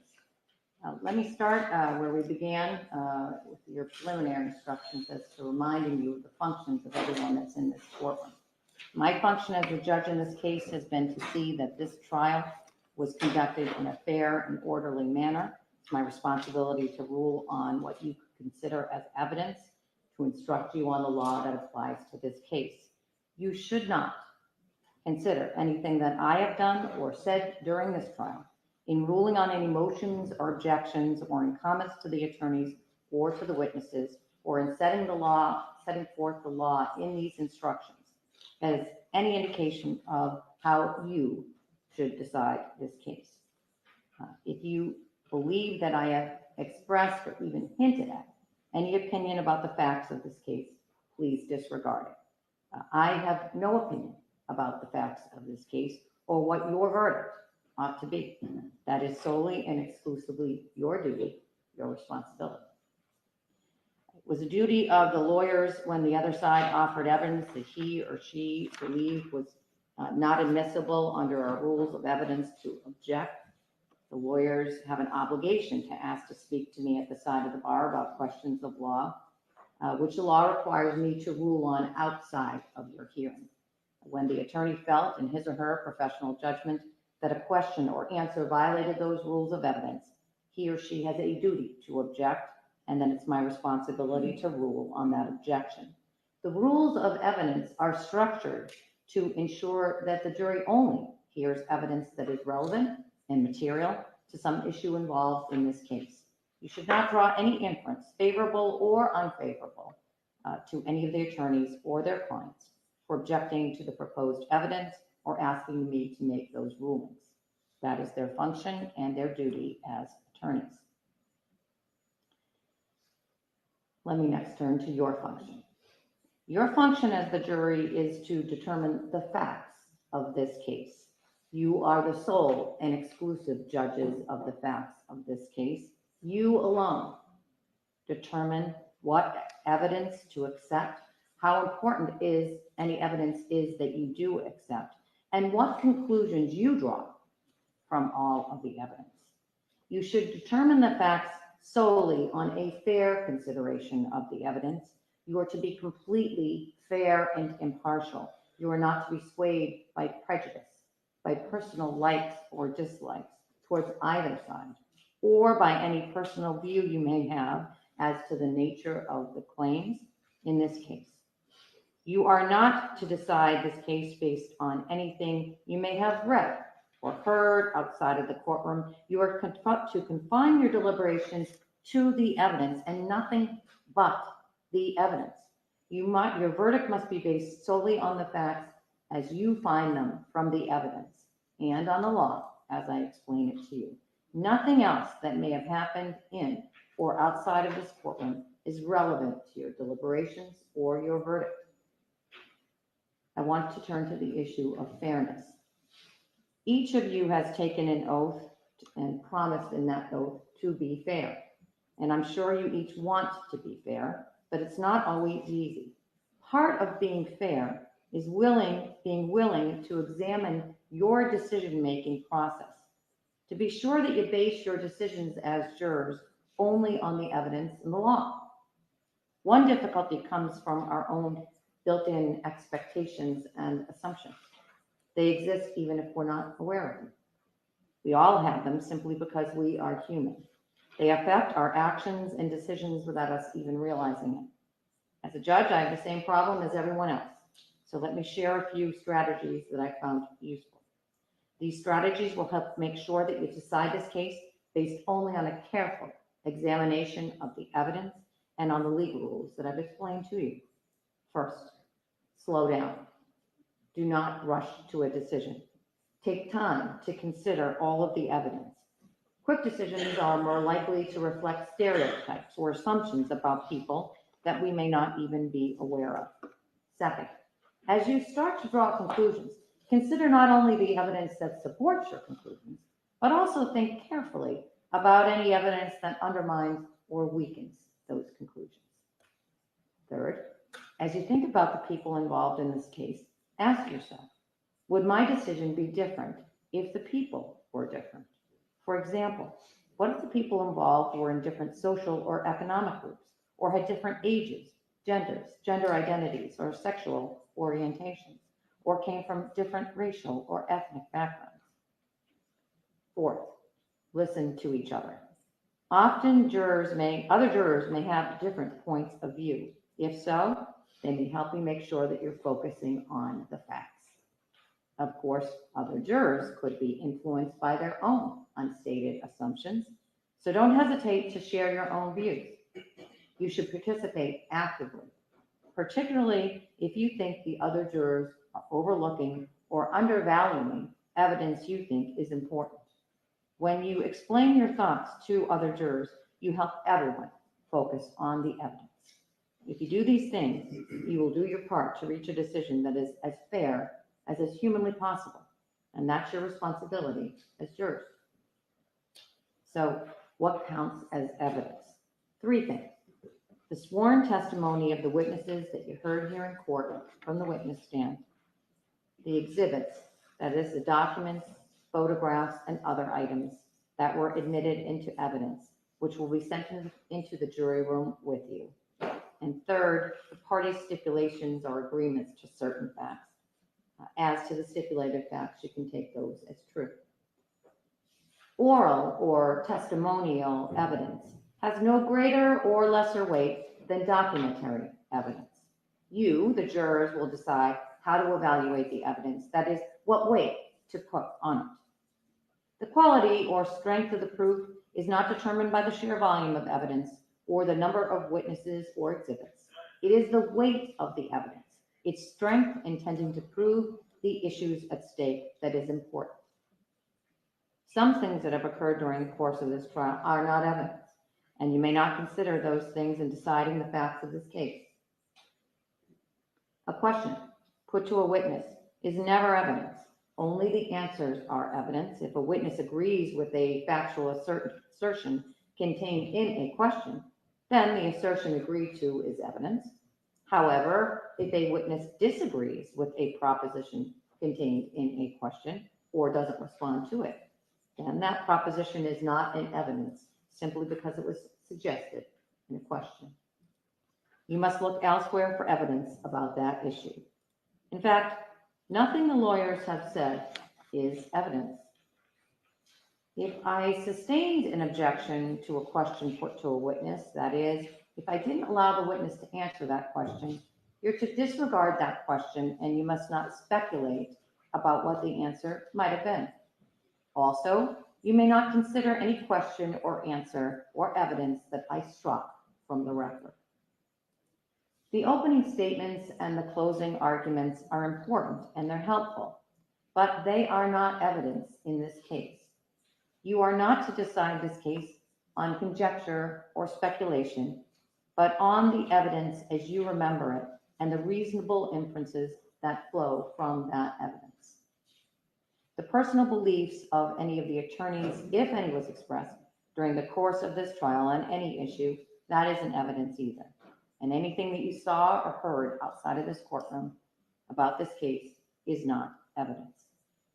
My instructions to you on the law that I'm now giving you, and anything again that I have done or said as a judge in passing during the course of the trial, that is not evidence either.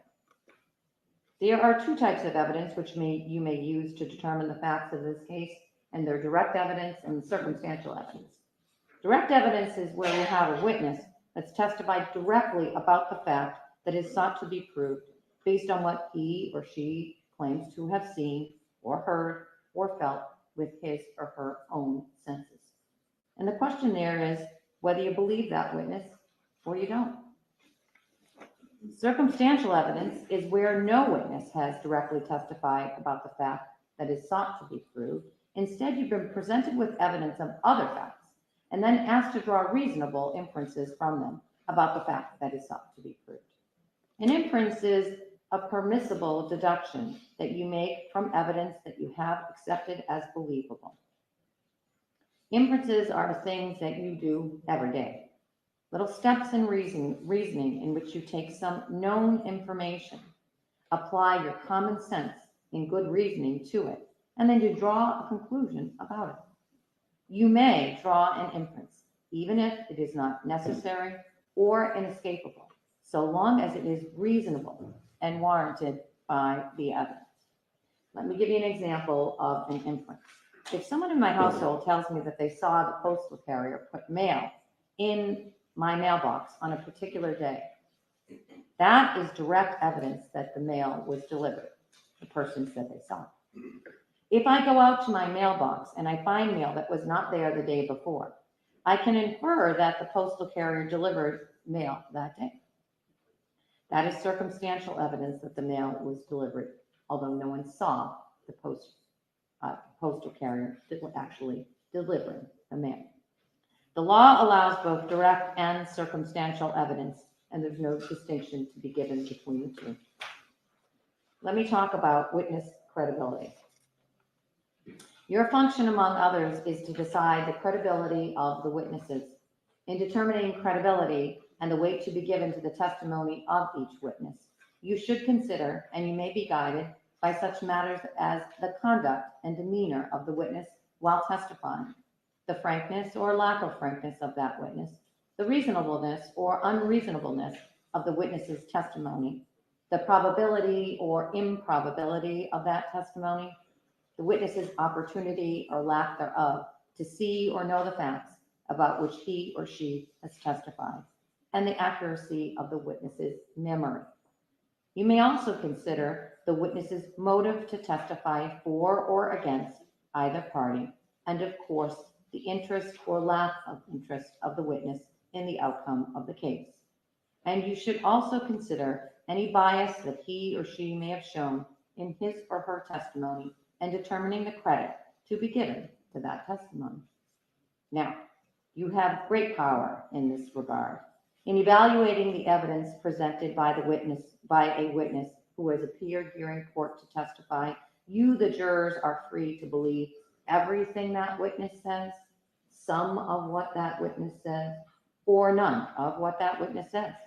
If there are any conflicts in the testimony, it is your function as the jury to resolve those conflicts and ultimately decide where the truth lies. Inconsistencies or discrepancies in the testimony of a witness or between the testimony of different witnesses may or may not cause the jury to discredit such testimony. That's entirely up to you. Two or more persons witnessing an event may see or hear it differently.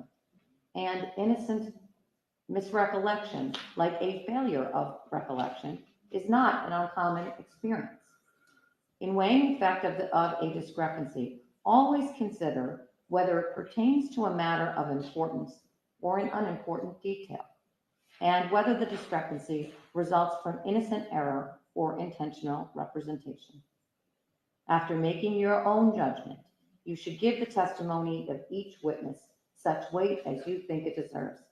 Thus, you may accept or reject the testimony of any witness in whole or in part. That's entirely up to you. Let me next instruct you about expert witnesses. The term refers to witnesses who have medical, scientific, technical, or other specialized knowledge, education, skills, training, or experience in a particular field.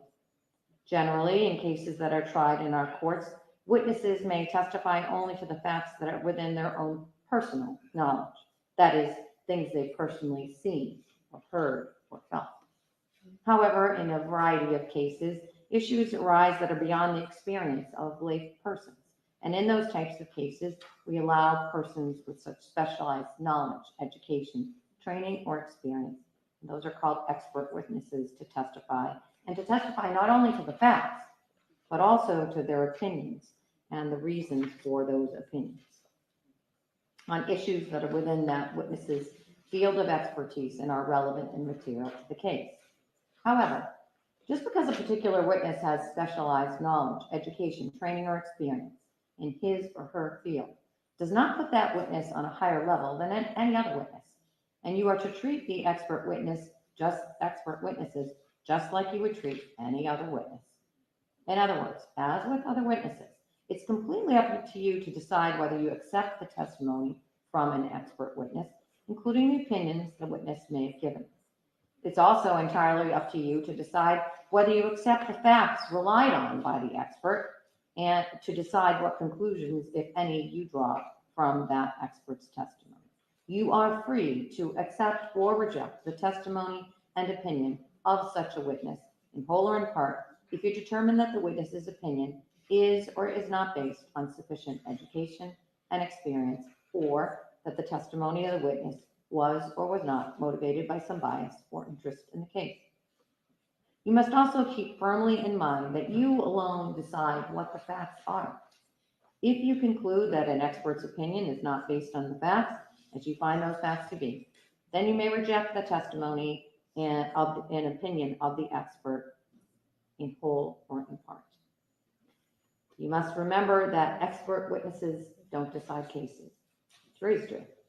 In the last analysis, an expert witness is just like any other witness in this case, in the sense that you alone make the judgment about how much credibility and weight you give to that expert's testimony and what conclusions you draw from that testimony. You will have all of the exhibits that are in evidence with you in the jury room. You shall consider exhibit evidence in the same way as you would consider witness testimony. You must determine whether you believe what is contained or reflected in an exhibit, and if so, what weight it deserves. You will note that there are either white or black markings on some of the exhibits. We call those redactions, and you will see them on exhibits 14, 32, 33, 34, 57, and 56. 56 and 57. As I mentioned previously in my instructions to you, certain irrelevant information has been removed from those documents and other exhibits. You're not to speculate about what that irrelevant information is.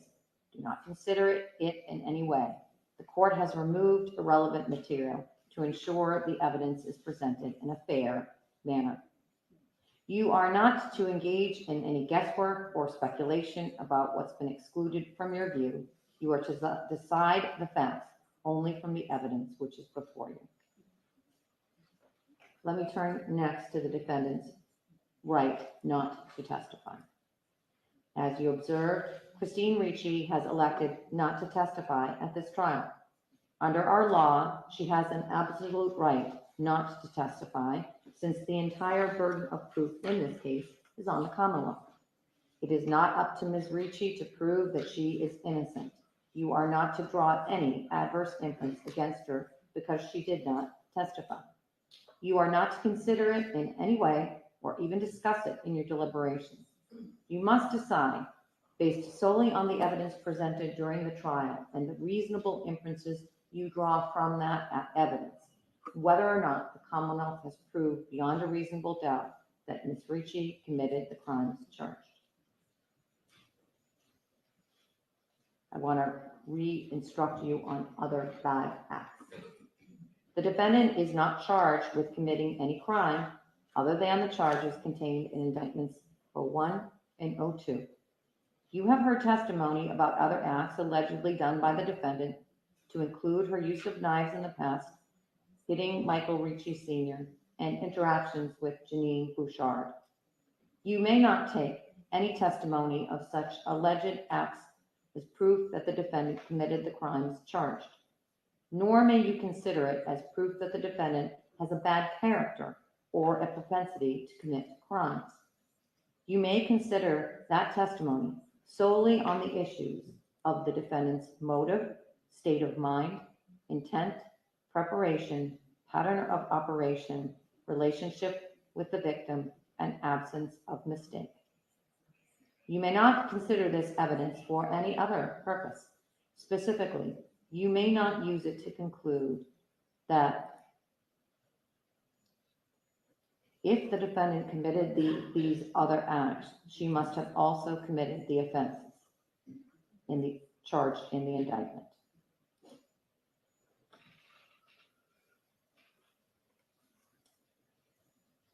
Next, I want to turn to consciousness of guilt.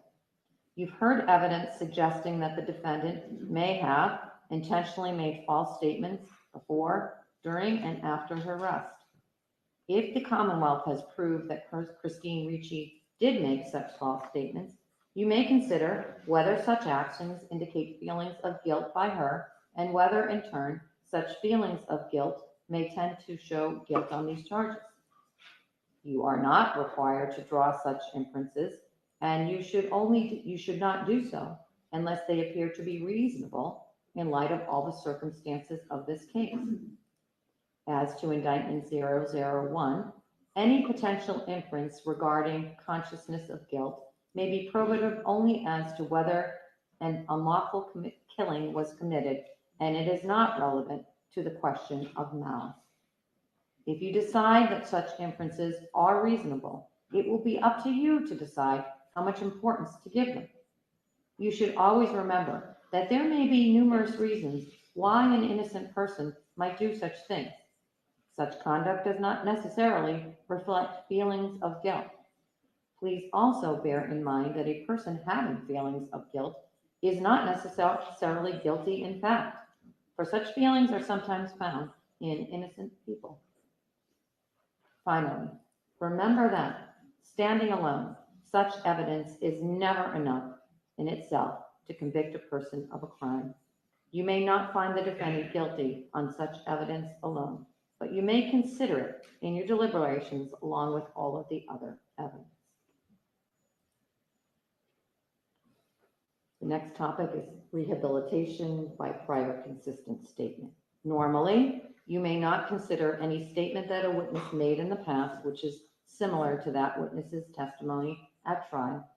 That rule rests in part on our common experience that saying something repeatedly does not necessarily make it any more or less true.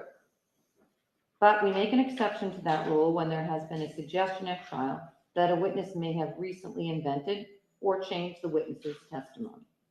In determining how reliable a witness is who has been accused of recently inventing or changing the witness's testimony, you may consider any earlier statements that the witness made which are consistent with the present testimony. It is for you to say how important the consistency is, depending on when any earlier statement was made and any other circumstances you consider significant. The earlier statement is not itself evidence of the fact that is mentioned in it, but you may consider it only for the limited purpose of deciding how much belief or importance you will give to the witness's trial testimony. Let me next move to graphic photographs. The Commonwealth has introduced certain autopsy photographs which show the alleged victim. You saw them yesterday. You will have those photos with you during your deliberations. The photos are not pleasant. Indeed, they may be described as graphic. I instruct you that your verdict must not in any way be influenced by the fact that these photos are unpleasant or graphic. The defendant is entitled to a verdict based solely on the evidence and not one based on pity or sympathy for the deceased, which might be occasioned by those photographs. I instruct you that you must separate any emotional response from the value and weight of the evidence. Consider those exhibits only as they draw attention to a clinical medical status or to the nature of Michael Ricci Sr.'s injuries or to the nature of the incident itself. Next, I want to discuss search warrants. You heard some testimony about the police obtaining search warrants in the course of the investigation of this case. Like an indictment, the fact that a search warrant was obtained has no bearing on the defendant's guilt, and you may not consider that evidence as evidence of such. Now let me say a final few words about your deliberations. When you retire to the jury room to begin your deliberations, each of you should consider all of the evidence. Listen to the views of your fellow jurors and discuss the case with them in an effort to reach agreement regarding a true and just verdict. I urge you not to take an immediate straw vote to determine where each of you stand.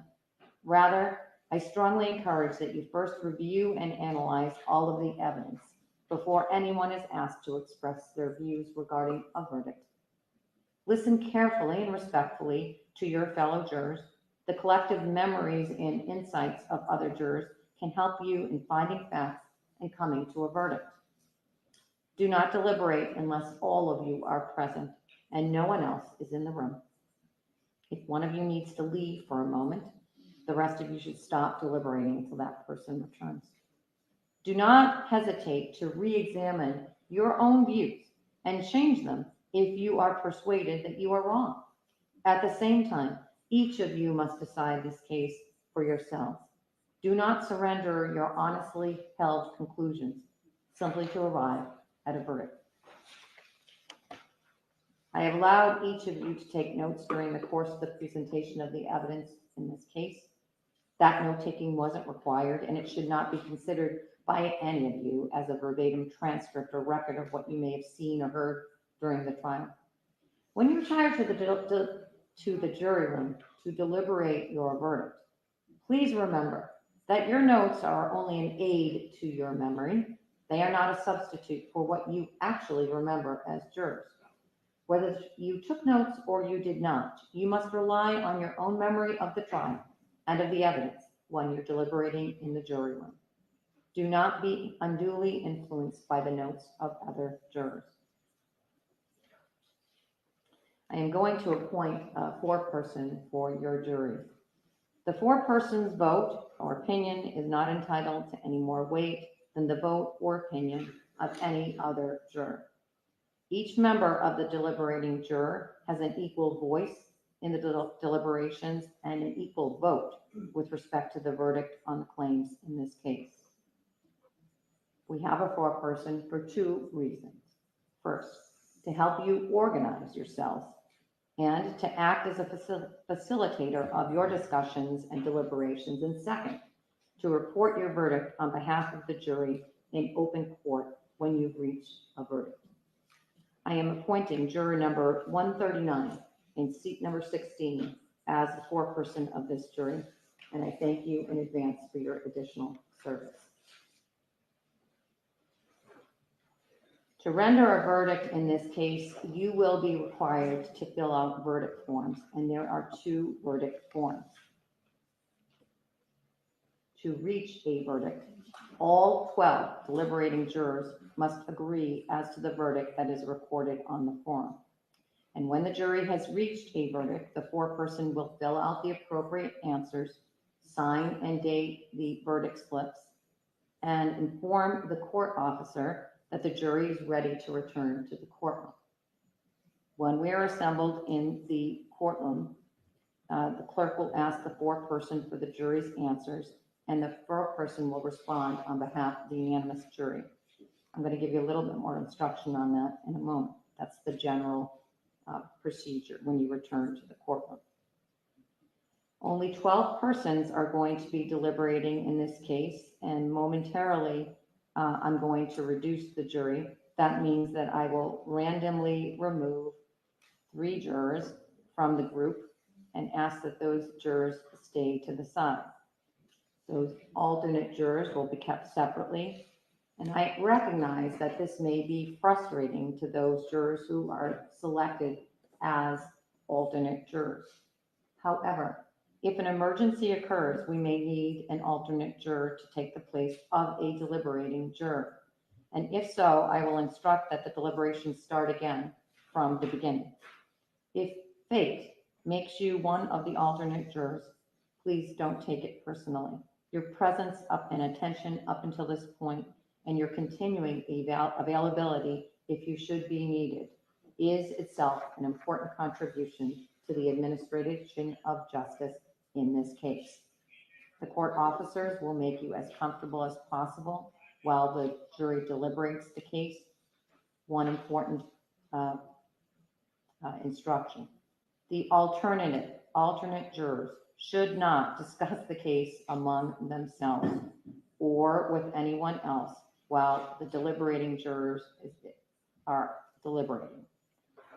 And that is a simple reason, is as if you need to join the deliberating jury at any point, you can't have prior conversations with anyone else. So for the alternate jurors, rules that have been in place throughout this trial still stand. Don't speak to anyone about the case. Don't do any research about the case, and continue to have open minds. We're now going to reduce the jury.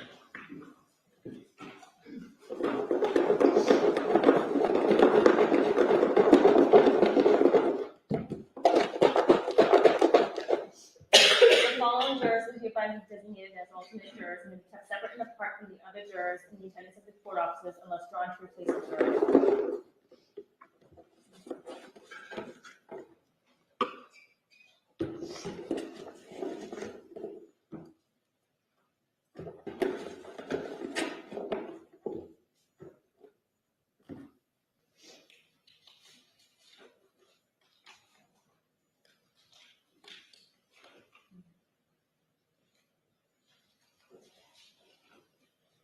We have juror number 7 in seat number 2.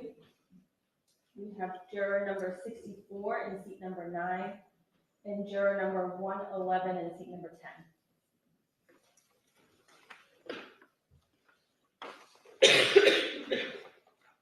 10. Jurors, I know that you can't probably see what is here, but nonetheless, I'm going to orally give you some instructions with regard to the 2 verdict slips.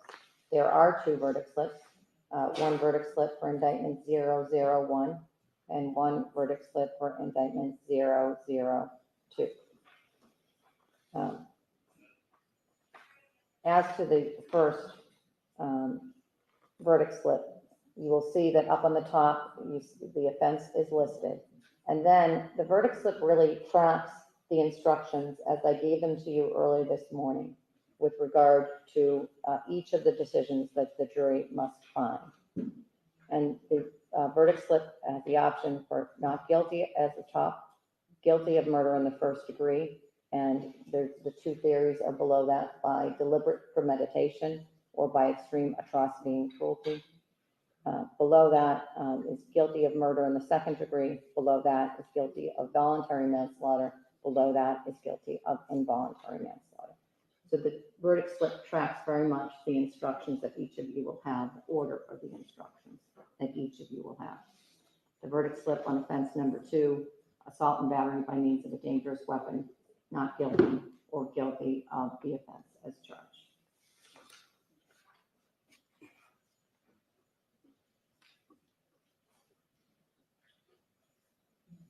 It is important that jurors that you not communicate with anyone outside of the jury room about the deliberations or about anything concerning this case. If it becomes necessary during your deliberations to communicate with me, you may send a note through the court officer to me, signed by your foreperson, identifying the time of the note. I will then consult with the parties regarding the appropriate response and communicate that response to you. If you have any questions about testimony or evidence or the facts of this case, that we cannot help you with, as you are the sole judges of the evidence and the facts. But if you have a question about the law, as I have instructed you, that I will try to address as promptly as possible. If you do send me a note, do not discuss anything to me about the content of your deliberations. Specifically, do not disclose to me or anyone else how the jury stands numerically or otherwise until after you have reached a unanimous verdict on the charges or have been discharged. Once you have completed your deliberations and arrive at a unanimous verdict as to the charges, the foreperson again will sign and date the verdict forms and notify the court officer that you've reached a verdict. Let me speak briefly about the actual process when you come back into this courtroom to return a verdict. When you return to the courtroom after reaching a verdict, the deliberating jury will remain standing, and we will ask your foreperson whether or not you have reached a unanimous verdict. And then the foreperson will say at that time, yes, we have. And then the court officer will take the verdict slip from the foreperson and give it to Madam Clerk, who will then give it to me.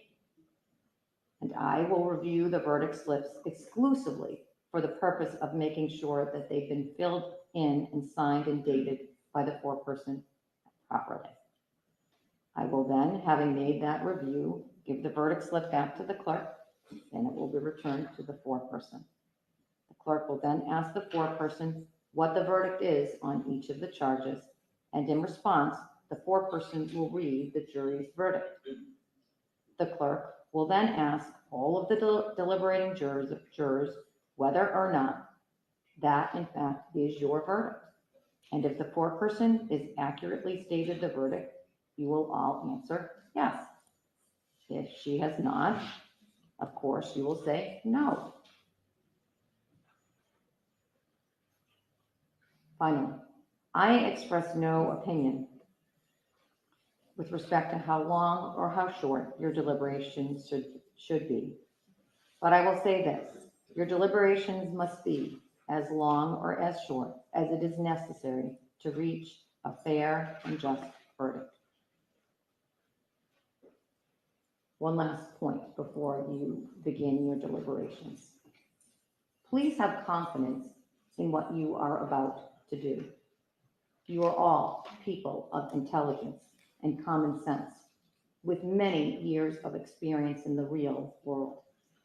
Collectively, you bring to bear a very powerful force in determining the truth of the matters in controversy. Our system of trial by jury began centuries ago in England and has lasted largely uninterrupted to the present.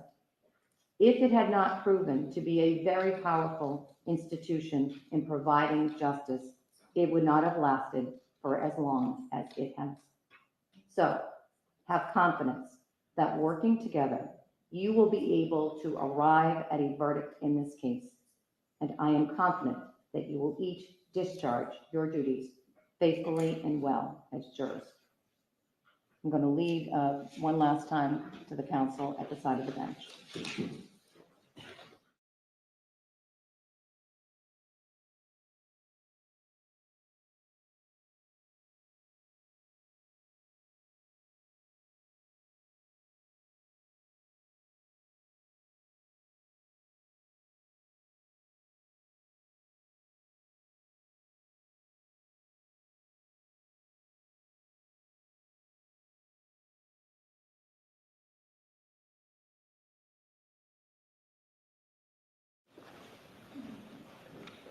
At this time, jurors, we need to swear in our court officers. They are going to be in charge of you during the deliberations. I ask you to listen carefully to the oath that they take. Do each of you solemnly swear that you will take charge of this jury and keep them together in some convenient place until they have agreed, that you will not speak to them yourselves nor suffer anyone else to speak to them except by order of the court or to ask if they have agreed, so help you God? Do each of you solemnly swear that you will take charge of these alternate jurors and keep them in a convenient place, separate and apart from the other members, that you will not speak to them yourselves nor suffer anyone else to speak to them except by order of the court, so help you God? Thank you. So jurors, before you retire to the room to deliberate momentarily, the evidence will be brought in there. I'm not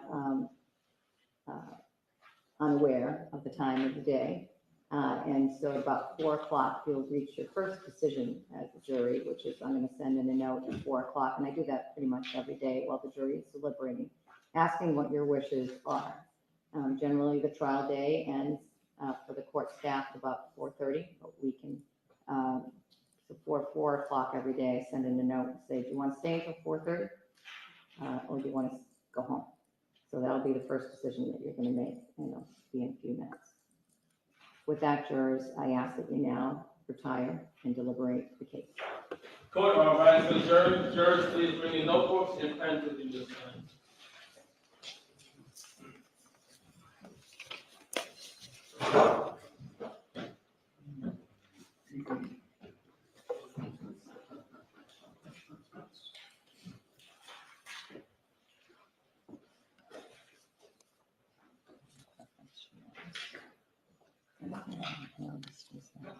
With regard to this, I think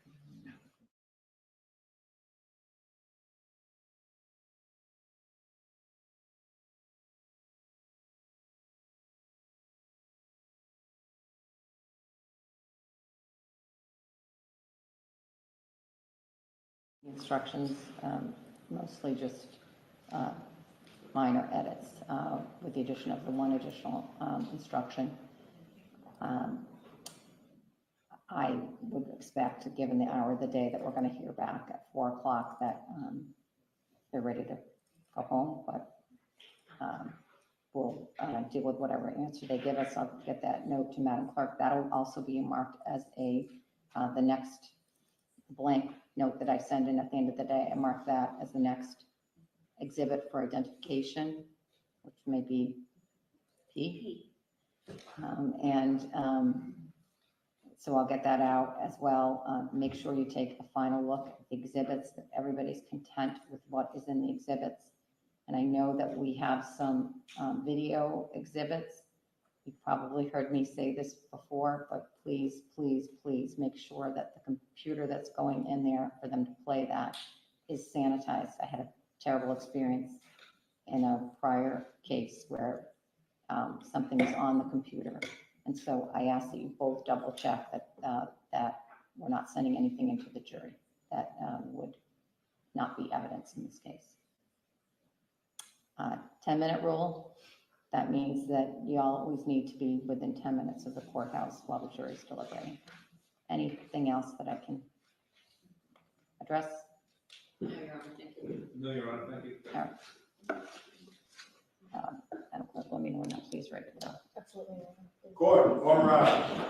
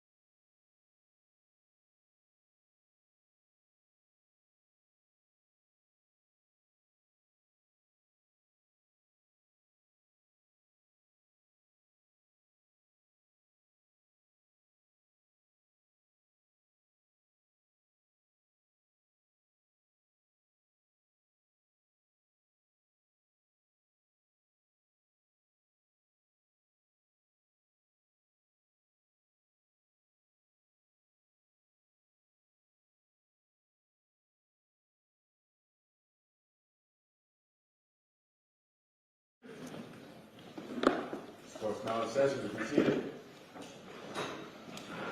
You are really turning to the matter of Commonwealth versus Christine Ricci.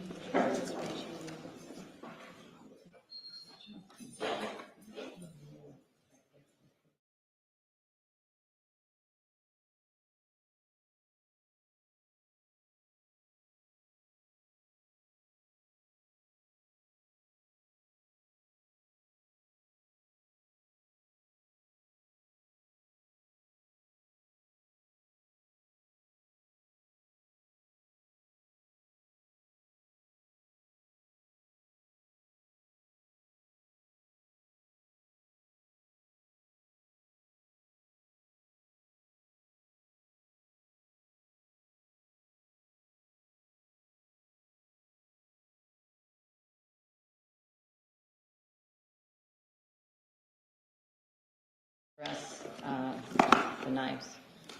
And, you know, it varies from place to place. In gun cases, I send in guns, no ammo, then the ammo comes out, the gun goes back in. This is a little different. I have sent in knives to the room before, particularly if the jurors ask for them, but they've always had a sheath, a protective covering on them. So I'm content for purposes of today just to send in the pictures. They're not going to get anywhere. I don't think they're going to get very far today. I'm content not sending these back. But the court officer tells me that they would bring them in to them if they ask for them. And I think I ought to address that, but I'm going to ask the Commonwealth to see if we can get some covers or protective covers for them, because the jury may want to pick them up. So work on that overnight and see what we can come up with as a safeguard to allow them in. Other than that, I have going to mark P for identification, a blank version of an unsigned version of what I'm sending in right now, which basically just says at the present hour it's 4 o'clock. I'm inquiring if you'd like some additional time to deliberate verdicts, or if you'd like to suspend for the day and continue tomorrow. And I remind them that we set no pace for their deliberations.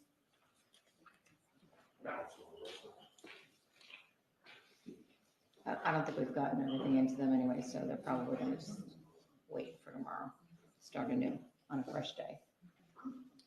And you want to mark your instructions as Yes. Q.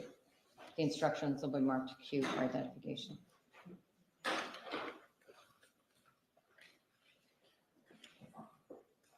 so marked. Thank you.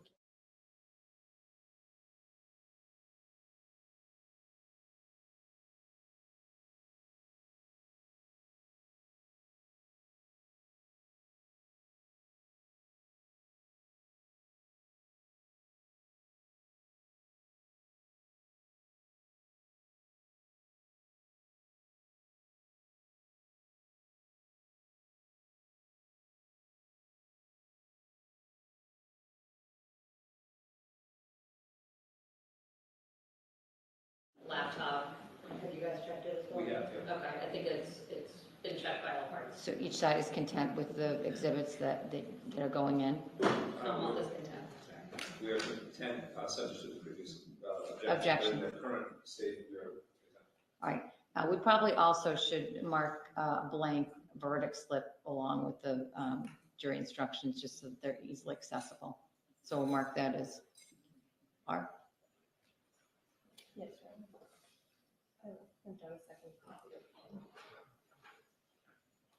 And the Commonwealth, you're content with the verdict slips? Commonwealth is content. And these votes? Defense is content. Thank you.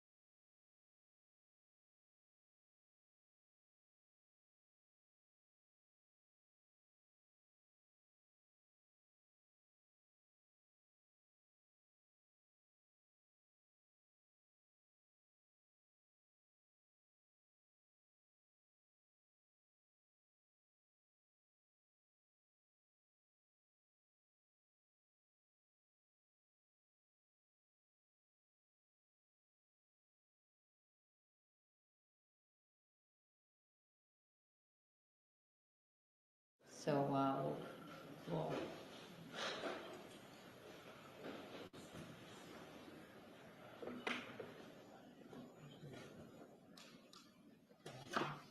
so we should get everything right in there if we can.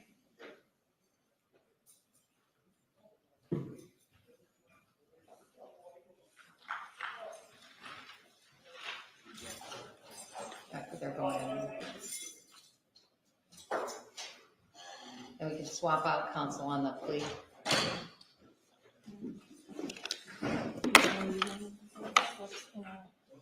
I want those to be, yeah, and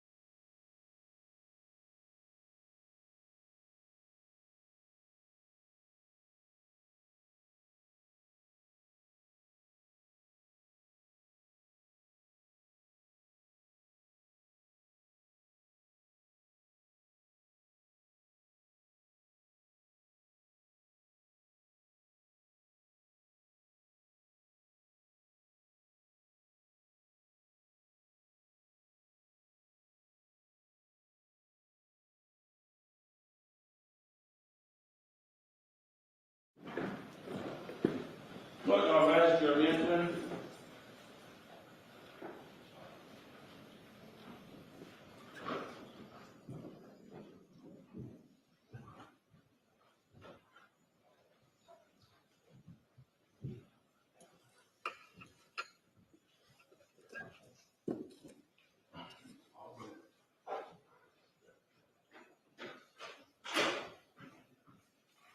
This court now sets to be seated, please. Your Honor, returning to the matter, Commonwealth Justice Christine Ricci, all parties including our jury is present before him. Welcome back, jurors, and I'm going to send you on your way today, but not before I give you your warnings, jurors. The warnings that apply still apply in this case. Don't do any research about the case. That goes for the sitting deliberating jurors and also the alternate jurors. Don't speak to anyone about this case, and don't and continue to have open minds as you evaluate the evidence in this case. So those rules are very much still in play for every single of the jurors, all 15 of you. All right? We'll see you back here ready to work at 9 o'clock in the morning. Court now rise for the jury. Next to the slate.